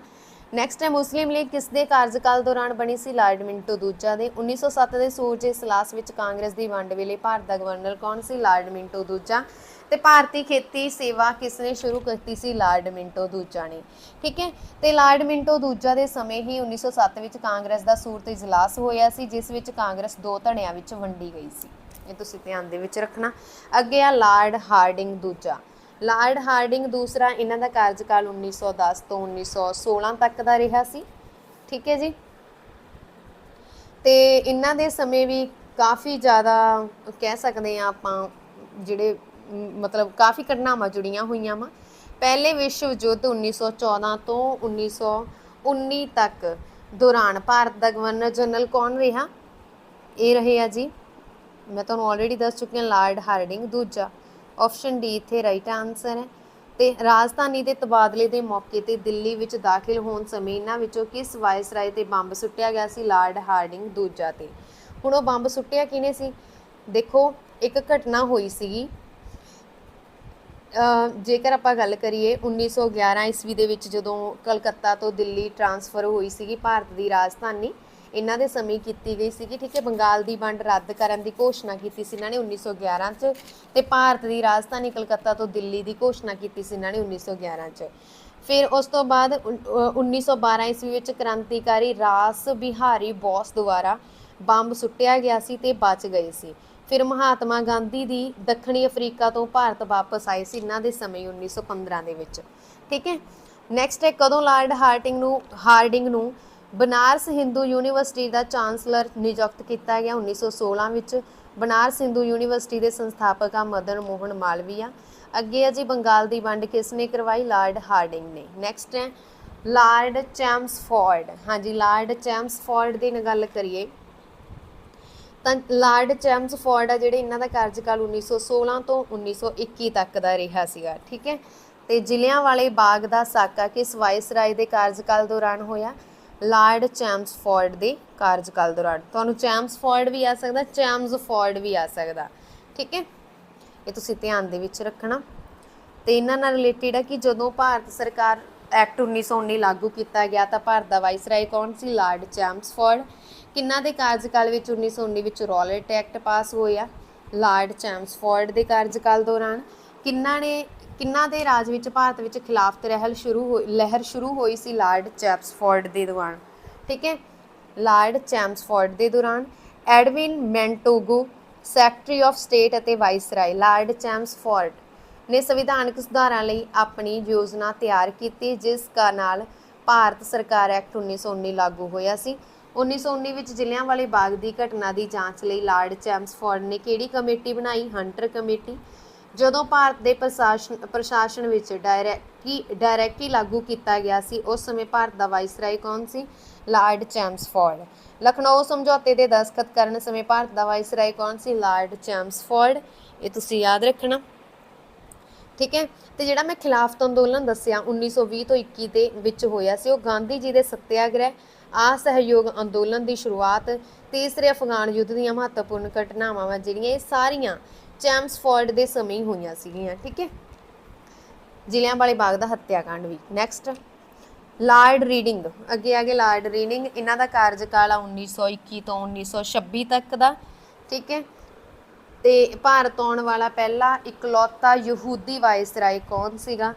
ਇਹ ਸੀਗੇ ਜੀ ਲਾਰਡ ਰੀਡਿੰਗ। ਦੇਖੋ ਗਾਂਧੀ ਜੀ ਦੁਆਰਾ ਚਲਾਇਆ ਗਿਆ ਪਹਿਲਾ ਅਸਹਿਯੋਗ ਅੰਦੋਲਨ ਚੋਰੀ ਚੋਰਾ ਘਟਨਾ 1922 ਦੇ ਵਿੱਚ ਚਲਾਇਆ ਗਿਆ ਸੀ। 1922 ਦੇ ਕਾਰਨ ਲਾਰਡ ਰੀਡਿੰਗ ਦੇ ਸਮੇਂ ਵਿੱਚ ਹੀ ਇਹ ਸਮਾਪਤ ਹੋਇਆ ਸੀਗਾ, ਠੀਕ ਹੈ। ਇਹ ਤੁਸੀਂ ਧਿਆਨ ਦੇ ਵਿੱਚ ਰੱਖਣਾ। ਕਦੋਂ ਚਲਾਇਆ ਸੀਗਾ? ਵੈਸੇ ਇਹ 1920 ਚ ਚਲਾਇਆ ਸੀ, 1922 ਦੇ ਵਿੱਚ ਲਾਰਡ ਰੀਡਿੰਗ ਦੇ ਸਮੇਂ ਖਤਮ ਹੋ ਗਿਆ। ਤੇ ਇਸ ਸਮੇਂ ਪ੍ਰਿੰਸ ਆਫ ਵੇਲਜ਼ ਨੇ ਨਵੰਬਰ 1921 ਵਿੱਚ ਭਾਰਤ ਦੀ ਯਾਤਰਾ ਕੀਤੀ ਸੀਗੀ। ਭਾਰਤ ਕਮਿਊਨਿਸਟ ਪਾਰਟੀ ਦਾ ਗਠਨ ਵੀ ਇਹਨਾਂ ਦੇ ਸਮੇਂ ਹੋਇਆ। ਨੈਕਸਟ ਆਪਾਂ ਦੇਖਦੇ ਹਾਂ 5 ਫਰਵਰੀ 1922 ਨੂੰ ਚੋਰਾ ਚੋਰੀ ਕਾਂਡ ਸਮੇਂ ਭਾਰਤ ਦਾ ਵਾਇਸਰਾਏ ਕੌਣ ਸੀ? ਲਾਰਡ ਰੀਡਿੰਗ, ਠੀਕ ਹੈ। ਤੇ ਨੈਕਸਟ ਹੈ ਲਾਰਡ ਇਰਵਿਨ। ਇਹਨਾਂ ਦਾ ਕਾਰਜਕਾਲ ਸੀਗਾ 1926 ਤੋਂ 1931 ਤੱਕ ਦਾ। ਹੁਣ ਇਹਨਾਂ ਨਾਲ ਰਿਲੇਟਿਡ ਫੈਕਟ ਹੈ ਜਿਹੜੇ ਉਹ ਆਪਾਂ ਦੇਖ ਲੈਂਦੇ ਹਾਂ। ਇਹਨਾਂ ਦੀ ਸਾਈਮਨ ਕਮਿਸ਼ਨ ਕਿਸ ਵਾਇਸਰਾਏ ਦੇ ਸਮੇਂ ਦੌਰਾਨ ਆਇਆ ਸੀ? ਸਾਈਮਨ ਕਮਿਸ਼ਨ ਕਿਸ ਵਾਇਸਰਾਏ ਦੇ ਦੌਰਾਨ ਆਇਆ ਸੀ? ਸਾਈਮਨ ਕਮਿਸ਼ਨ ਆ ਜਿਹੜਾ, ਇਹ ਕਿਹੜੇ ਵਾਇਸਰਾਏ ਦੇ ਕਾਰਜਕਾਲ ਦੌਰਾਨ ਆਇਆ ਸੀ ਜੀ? ਜਲਦੀ ਨਾਲ ਕਮੈਂਟ ਬਾਕਸ ਦੇ ਵਿੱਚ ਲਿਖੋ। ਇਹ ਆਇਆ ਸੀਗਾ, ਆਪਾਂ ਉੱਪਰ ਗੱਲ ਕਰ ਚੁੱਕੇ ਹਾਂ, ਕਿਹਨਾਂ ਦੀ ਗੱਲ ਕਰ ਰਹੇ ਹਾਂ? ਲਾਰਡ ਇਰਵਿਨ ਦੀ। ਤਾਂ ਆਪਸ਼ਨ ਨੰਬਰ ਬੀ ਇੱਥੇ ਰਾਈਟ ਆਨਸਰ ਹੈ, ਲਾਰਡ ਇਰਵਿਨ, ਠੀਕ ਹੈ। ਲਾਰਡ ਇਰਵਿਨ, ਇਹਨਾਂ ਦੇ ਵੈਸੇ ਕੋਈ ਫੈਕਟ ਨਹੀਂਗਾ ਇੰਪੋਰਟੈਂਟ, ਵੈਸੇ ਤੁਸੀਂ ਇਹ ਯਾਦ ਰੱਖ ਲੈਣਾ ਕਿ ਲਾਰਡ ਇਰਵਿਨ ਦੇ ਸਮੇਂ ਸਾਈਮਨ ਕਮਿਸ਼ਨ ਭਾਰਤ ਆਇਆ ਸੀਗਾ। ਤੇ 6 ਅਪ੍ਰੈਲ 1930 ਦੇ ਵਿੱਚ ਕਦੋਂ ਆਇਆ ਸੀ ਭਾਰਤ? ਇਹ ਵੀ ਤੁਸੀਂ ਦੱਸਣਾ। ਇਸ ਸਮੇਂ ਇਹਨਾਂ ਦੇ ਸਮੇਂ ਵਿੱਚ 1928 ਵਿੱਚ ਸਾਈਮਨ ਕਮਿਸ਼ਨ ਭਾਰਤ ਆਇਆ। 6 ਅਪ੍ਰੈਲ 1930 ਵਿੱਚ ਸਿਵਲ ਨਾਫਰਮਾਨੀ ਅੰਦੋਲਨ ਦਾਂਡੀ ਮਾਰਚ ਤੋਂ ਬਾਅਦ ਗਾਂਧੀ ਜੀ ਦੁਆਰਾ ਸ਼ੁਰੂ ਕੀਤਾ ਗਿਆ। ਤੇ ਇਹਨਾਂ ਦੇ ਸਮੇਂ ਹੀ 1930 ਵਿੱਚ ਲੰਡਨ ਵਿੱਚ ਪਹਿਲੀ ਗੋਲਮੇਜ਼ ਕਾਨਫਰੰਸ ਦਾ ਆਯੋਜਨ ਹੋਇਆ। 5 ਮਾਰਚ 1930 ਵਿੱਚ ਗਾਂਧੀ ਇਰਵਿਨ ਸਮਝੌਤੇ ਤੇ ਦਸਤਖਤ ਵੀ ਹੋਏ ਤੇ ਸਿਵਲ ਨਾਫਰਮਾਨੀ ਅੰਦੋਲਨ ਵੀ ਵਾਪਸ ਲਿਆ ਗਿਆ। ਅੱਗੇ ਲਾਰਡ ਇਰਵਿਨ ਨਾਲ ਸੰਬੰਧਿਤ ਮਹਾਤਮਾ ਗਾਂਧੀ ਨੇ ਲਾਰਡ ਇਰਵਿਨ ਨੂੰ ਲਿਖੀ ਆਪਣੀ ਚਿੱਠੀ ਵਿੱਚ ਕਿੰਨੀਆਂ ਮੰਗਾਂ ਕੀਤੀਆਂ ਸਨ, ਜਿਨ੍ਹਾਂ ਵਿੱਚੋਂ ਕੁਝ ਤੇ ਸਹਿਮਤੀ ਬਣ ਗਈ ਅਤੇ ਗਾਂਧੀ ਇਰਵਿਨ ਸਮਝੌਤੇ ਵਜੋਂ ਜਾਣੇ ਜਾਣ ਲੱਗੇ। ਇਹ 11 ਮੰਗਾਂ ਲਿਖੀਆਂ ਗਈਆਂ ਸੀ। ਗਾਂਧੀ ਇਰਵਿਨ ਸਮਝੌਤੇ ਨੂੰ ਦਿੱਲੀ ਪੈਕੇਟ ਵਜੋਂ ਵੀ ਜਾਣਿਆ ਜਾਂਦਾ। ਗਾਂਧੀ ਇਰਵਿਨ ਸਮਝੌਤੇ ਵਿੱਚ ਮਹਾਤਮਾ ਗਾਂਧੀ ਜੀ ਨੂੰ ਕਿਸ ਨੇ ਦਿਲਾਸਾ ਦਿੱਤੀ ਸੀ? ਇਹ ਦਿੱਤੀ ਸੀ ਜੀ ਲਾਰਡ ਇਰਵਿਨ ਨੇ। ਤੇ ਲੰਡਨ ਵਿੱਚ ਮਹਾਤਮਾ ਗਾਂਧੀ ਅਤੇ ਵਾਇਸਰਾਏ ਲਾਰਡ ਇਰਵਿਨ ਵਿਚਕਾਰ ਗਾਂਧੀ ਇਰਵਿਨ ਸਮਝੌਤਾ ਹੋਇਆ ਕਦੋਂ? 5 ਮਾਰਚ 1931 ਨੂੰ। ਗਾਂਧੀ ਜੀ ਦੁਆਰਾ ਸ਼ੁਰੂ ਕੀਤੇ ਡਾਂਡੀ ਮਾਰਚ ਦੇ ਸਮੇਂ ਭਾਰਤ ਦਾ ਵਾਇਸਰਾਏ ਕੌਣ ਸੀ? Lord Irwin. ਸਾਲ 1931 ਵਿੱਚ ਭਾਰਤ ਦੀ ਨਵੀਂ ਰਾਜਧਾਨੀ ਵਜੋਂ ਨਵੀਂ ਦਿੱਲੀ ਦਾ ਉਦਘਾਟਨ ਕਰਨ ਵਾਲੇ ਵਾਇਸਰਾਏ ਦਾ ਨਾਮ ਲਾਰਡ ਇਰਵਿਨ। ਸਿਵਲ ਨਾਫਰਮਾਨੀ, ਦੇਖੋ ਮੈਂ ਤੁਹਾਨੂੰ ਦੱਸਿਆ ਸੀ ਕਿ 1911 ਦੇ ਵਿੱਚ ਘੋਸ਼ਣਾ ਹੋਈ ਸੀ ਕਿ ਕਲਕੱਤਾ ਤੋਂ ਦਿੱਲੀ ਟ੍ਰਾਂਸਫਰ ਹੋਵੇਗੀ ਭਾਰਤ ਦੀ ਰਾਜਧਾਨੀ, ਪਰ 1911 'ਚ ਸਿਰਫ ਘੋਸ਼ਣਾ ਹੋਈ। 1927 ਦੇ ਵਿੱਚ ਦਿੱਲੀ ਨੂੰ ਨਵੀਂ ਦਿੱਲੀ ਦਾ ਨਾਮ ਦਿੱਤਾ ਗਿਆ। ਫਾਈਨਲੀ 13 ਫਰਵਰੀ 1931 ਨੂੰ ਬਣੀ ਸੀ ਨਵੀਂ ਦਿੱਲੀ ਭਾਰਤ ਦੀ ਕੈਪੀਟਲ। ਸਿਵਲ ਨਾਫਰਮਾਨੀ ਅੰਦੋਲਨ ਕਿਸ ਦੇ ਕਾਰਜਕਾਲ ਦੌਰਾਨ ਹੋਇਆ? ਇਰਵਿਨ ਦੇ ਦੁਆਰਾ। ਵਾਇਸਰਾਏ ਦਾ ਨਾਮ ਦੱਸੋ ਜਿਸ ਨੇ 1929 ਵਿੱਚ ਭਾਰਤ ਲਈ ਡੋਮਿਨੀਅਨ ਸਟੇਟ ਦਾ ਐਲਾਨ ਕੀਤਾ ਸੀਗਾ? Lord Irwin. ਪਹਿਲੀ ਗੋਲਮੇਜ਼ ਕਾਨਫਰੰਸ ਦੌਰਾਨ ਭਾਰਤ ਦਾ ਵਾਇਸਰਾਏ ਕੌਣ ਸੀ? Lord Irwin. ਨੈਕਸਟ ਹੈ ਲਾਰਡ ਵੈਲਿੰਗਟਨ। ਲਾਰਡ ਵੈਲਿੰਗਟਨ 1931 ਤੋਂ 1936 ਭਾਰਤ ਆਇਆ ਸੀਗਾ, ਠੀਕ ਹੈ। ਜਦੋਂ ਭਾਰਤ ਸਰਕਾਰ ਐਕਟ 1935 ਪਾਸ ਕੀਤਾ ਗਿਆ ਤਾਂ ਉਸ ਸਮੇਂ ਭਾਰਤ ਦਾ ਗਵਰਨਰ ਕੌਣ ਸੀ? Lord Wellington. ਇਹਨਾਂ ਦਾ ਕਾਰਜਕਾਲ ਸੀ ਕਿ ਕੀ ਸੀਗਾ? 1931 ਤੋਂ 1936 ਤੱਕ ਇਹ ਭਾਰਤ ਦੇ ਵਾਇਸਰਾਏ ਰਹੇ ਆ। ਤੇ ਇਹਨਾਂ ਦਾ ਨਾਮ ਕੀ ਆ ਹੁਣ? ਜਦੋਂ ਭਾਰਤ ਸਰਕਾਰ ਐਕਟ 1935 ਪਾਸ ਕੀਤਾ ਗਿਆ ਤਾਂ ਭਾਰਤ ਦਾ ਪਹਿਲਾ ਗਵਰਨਰ ਜਨਰਲ ਜਾਂ ਭਾਰਤ ਦਾ ਗਵਰਨਰ ਜਨਰਲ ਕੌਣ ਸੀ ਉਸ ਸਮੇਂ? Lord Wellington. Option D is the right answer. ਕਿਹੜੇ ਵਾਇਸਰਾਏ ਨੇ ਕਿਹਾ ਸੀ ਕਿ ਜੇ ਗਾਂਧੀ ਨਾ ਹੁੰਦਾ ਤਾਂ ਇਹ ਦੁਨੀਆ ਸੱਚਮੁੱਚ ਬਹੁਤ ਸੁੰਦਰ ਹੋਣੀ ਸੀ? ਲਾਰਡ ਵੈਲਿੰਗਟਨ ਨੇ ਕਿਹਾ ਸੀ। ਠੀਕ ਹੈ, ਦੇਖੋ ਲਾਰਡ ਮਹਾਤਮਾ ਗਾਂਧੀ ਤੇ ਅੰਬੇਦਕਰ ਵਿਚਕਾਰ 25 ਸਤੰਬਰ 1932 ਨੂੰ ਪੂਨਾ ਸਮਝੌਤਾ ਹੋਇਆ ਸੀ। ਉਹ ਇਹਨਾਂ ਦੇ ਕਾਰਜਕਾਲ ਦੌਰਾਨ ਹੀ ਹੋਇਆ ਸੀਗਾ। ਠੀਕ ਹੈ, ਤੇ ਅਗਸਤ 1932 ਵਿੱਚ ਰੈਮਜੇ ਮੈਕਡੋਨਾਲਡ ਨੇ ਪ੍ਰਸਿੱਧ ਕਮਿਊਨਲ ਅਵਾਰਡ ਦੀ ਘੋਸ਼ਣਾ ਵੀ ਕੀਤੀ ਸੀ। ਇਹ ਵੀ ਤੁਸੀਂ ਧਿਆਨ ਦੇ ਵਿੱਚ ਰੱਖਣਾ। ਅੱਗੇ ਅਸੀਂ ਲਾਰਡ ਲਿਨ ਲਿਥਗੋ, ਇਹਨਾਂ ਦਾ ਕਾਰਜਕਾਲ 1936 ਤੋਂ 1944 ਤੱਕ ਦਾ ਰਿਹਾ ਸੀਗਾ। ਠੀਕ ਹੈ, ਜਾਂ 1943 ਤੱਕ ਰਹੇ ਸੀਗੇ ਇਹ। ਤੇ ਨੈਕਸਟ ਹੈ, ਹੇਠ ਲਿਖੇ ਵਾਇਸਰਾਏ ਦੇ ਦੌਰਾਨ ਕ੍ਰਿਪਸ ਮਿਸ਼ਨ ਨੇ ਭਾਰਤ ਦਾ ਦੌਰਾ ਕੀਤਾ। ਦੇਖੋ 1922 ਈਸਵੀ ਵਿੱਚ ਕ੍ਰਿਪਸ ਮਿਸ਼ਨ ਭਾਰਤ ਆਇਆ ਸੀ ਅਤੇ 1942 ਵਿੱਚ ਹੀ ਕਾਂਗਰਸ ਨੇ ਭਾਰਤ ਛੱਡੋ ਅੰਦੋਲਨ ਆ ਜਿਹੜਾ ਸ਼ੁਰੂ ਕੀਤਾ ਸੀ। ਇਹ ਵੀ ਤੁਸੀਂ ਧਿਆਨ ਦੇ ਵਿੱਚ ਰੱਖਣਾ। ਤੇ ਕਿਹੜੇ ਵਾਇਸਰਾਏ ਦੇ ਕਾਰਜਕਾਲ ਦੌਰਾਨ ਹੋਇਆ ਇਹ?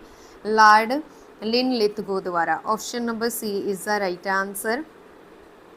ਨੈਕਸਟ ਹੈ, 1940 ਵਿੱਚ ਅਗਸਤ ਪੇਸ਼ਕਸ਼ ਕਿਸ ਵਾਇਸਰਾਏ ਦੁਆਰਾ ਕੀਤੀ ਗਈ ਸੀ? ਲਾਰਡ ਲਿਨ ਲਿਥਗੋ ਦੁਆਰਾ। 8 ਅਗਸਤ 1940 ਈਸਵੀ ਨੂੰ ਪ੍ਰਸਿੱਧ ਅਗਸਤ ਪ੍ਰਸਤਾਵ ਅੰਗਰੇਜ਼ਾਂ ਦੁਆਰਾ ਲਿਆਂਦਾ ਗਿਆ ਸੀ। ਠੀਕ ਹੈ, ਇਹ ਤੁਸੀਂ ਧਿਆਨ ਦੇ ਵਿੱਚ ਰੱਖਣਾ। ਤੇ 1940 ਈਸਵੀ ਵਿੱਚ ਪਾਕਿਸਤਾਨ ਦੀ ਮੰਗ ਵੀ ਕੀਤੀ ਗਈ ਸੀਗੀ। ਇਹਨਾਂ ਦੇ ਸਮੇਂ ਦੌਰਾਨ ਹੀ ਹੋਈ ਸੀ। ਤੁਹਾਨੂੰ ਆ ਸਕਦਾ ਕਿ ਪਹਿਲੀ ਮੰਗ ਕਿਹੜੇ ਵਾਇਸਰਾਏ ਦੇ ਸਮੇਂ ਦੌਰਾਨ ਹੋਈ ਸੀ? ਪਾਕਿਸਤਾਨ ਦੀ ਮੰਗ। ਠੀਕ ਹੈ, ਤੇ 1 ਸਤੰਬਰ 1939 ਈਸਵੀ ਨੂੰ ਦੂਸਰੇ ਵਿਸ਼ਵ ਯੁੱਧ ਦੀ ਸ਼ੁਰੂਆਤ ਇਹਨਾਂ ਦੇ ਸਮੇਂ ਹੋਈ। ਤੇ 1 ਅਪ੍ਰੈਲ 1939 ਈਸਵੀ ਨੂੰ ਸੁਭਾਸ਼ ਚੰਦਰ ਬੋਸ ਨੇ ਫਾਰਵਰਡ ਬਲਾਕ ਨਾਮ ਦੀ ਇੱਕ ਨਵੀਂ ਪਾਰਟੀ ਦਾ ਗਠਨ ਵੀ ਕੀਤਾ ਸੀ। ਹਾਂਜੀ, ਭਾਰਤ ਦੇ ਕਿਸ ਵਾਇਸਰਾਏ ਦੇ ਰਾਜ ਦੌਰਾਨ ਭਾਰਤ ਦੇ 11 ਰਾਜਾਂ ਵਿੱਚ ਪਹਿਲੀ ਵਾਰ ਚੋਣਾਂ ਹੋਈਆਂ ਸੀ? ਲਾਰਡ ਲਿਨ ਲਿਥਗੋ ਦੁਆਰਾ।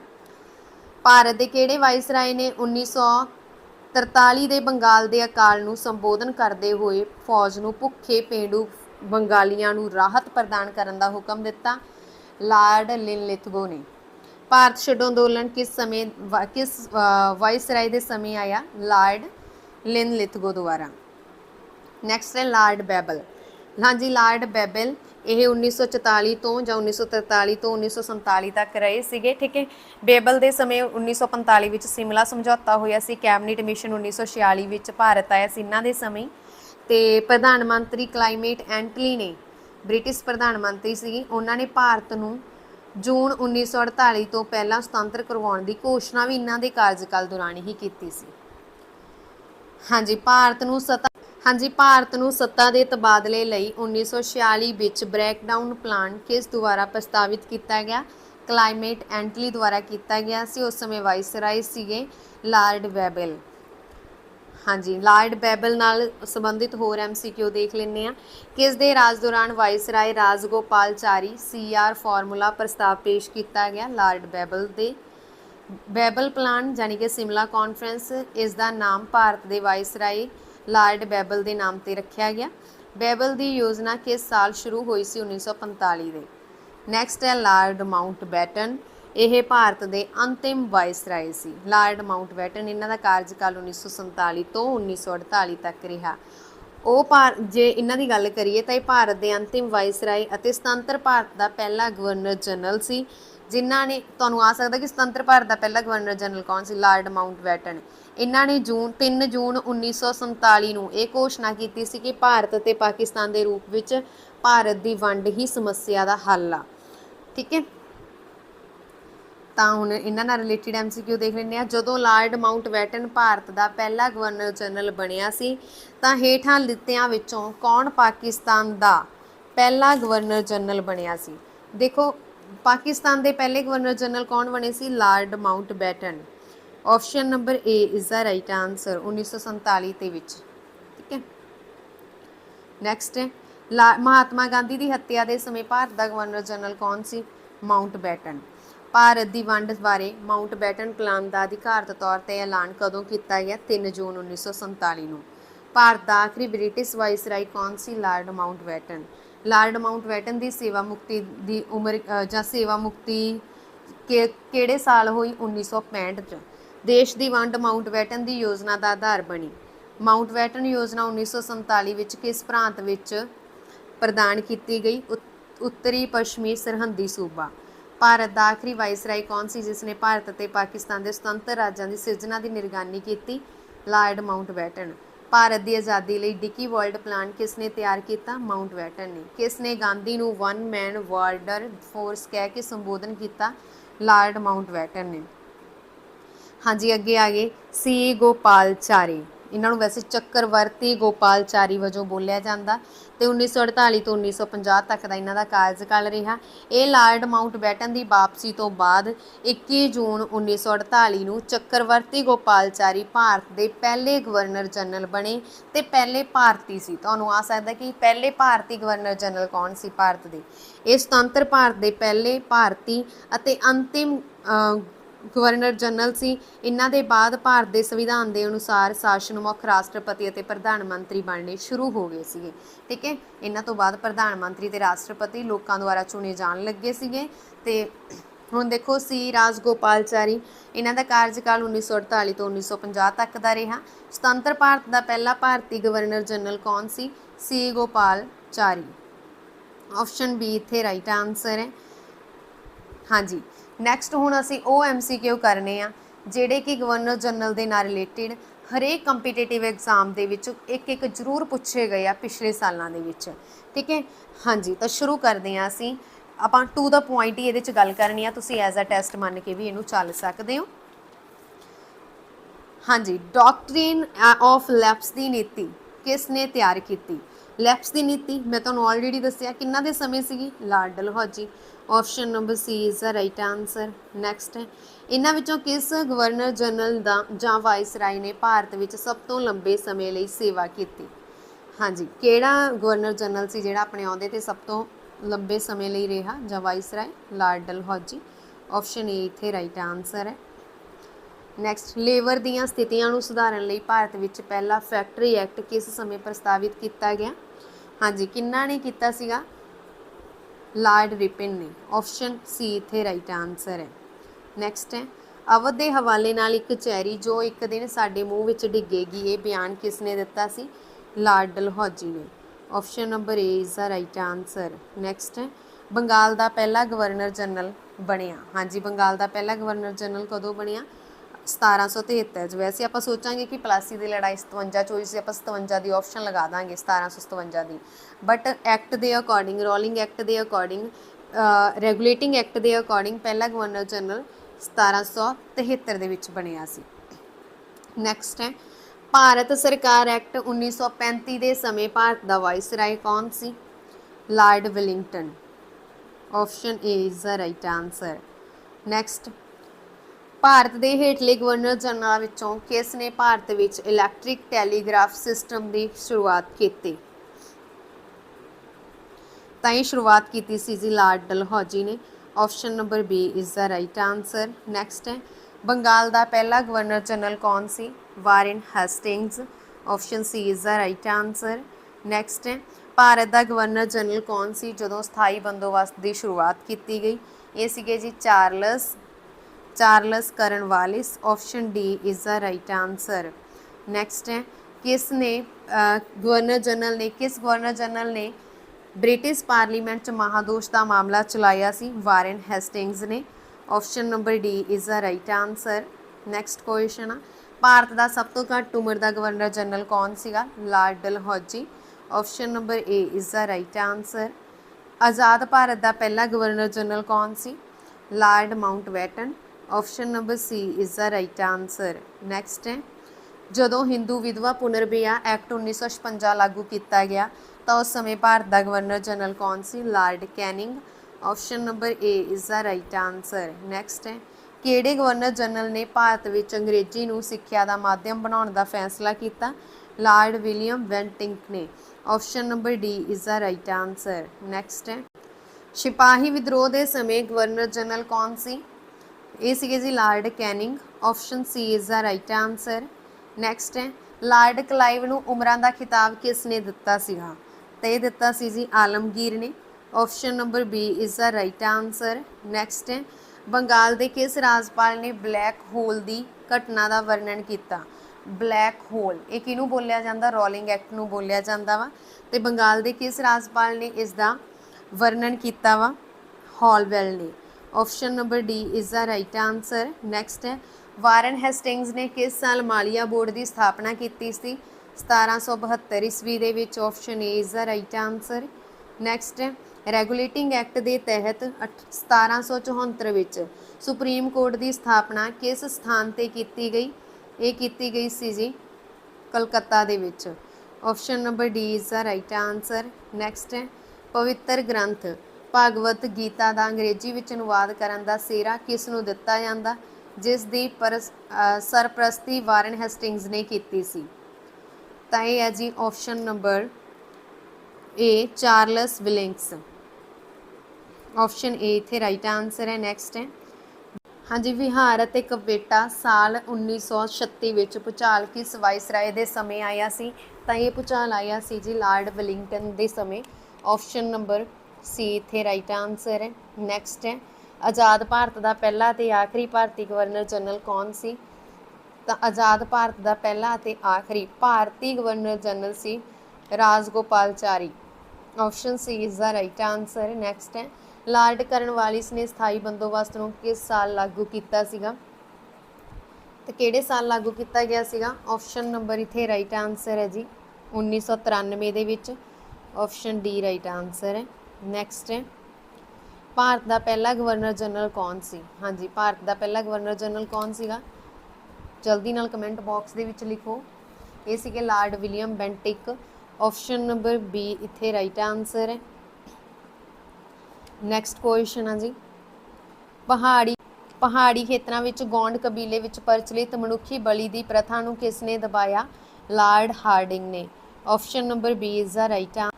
ਹਾਂਜੀ ਇਸ ਦੇ ਨਾਲ ਸਾਡੀ ਅੱਜ ਦੀ ਇਹ ਵੀਡੀਓ ਖਤਮ ਹੁੰਦੀ ਹੈ। ਤੇ ਵੀਡੀਓ ਤੁਹਾਨੂੰ ਕਿਸ ਤਰ੍ਹਾਂ ਦੀ ਲੱਗੀ ਕਿਰਪਾ ਕਰਕੇ ਕਮੈਂਟ ਬਾਕਸ ਦੇ ਵਿੱਚ ਜ਼ਰੂਰ ਦੱਸ ਦੇਣਾ। ਜੇਕਰ ਵੀਡੀਓ ਚੰਗੀ ਲੱਗੀ ਹੋਵੇ ਤਾਂ ਪਲੀਜ਼ ਵੀਡੀਓ ਨੂੰ ਲਾਈਕ ਅਤੇ ਸ਼ੇਅਰ ਜ਼ਰੂਰ ਕਰ ਦੇਣਾ।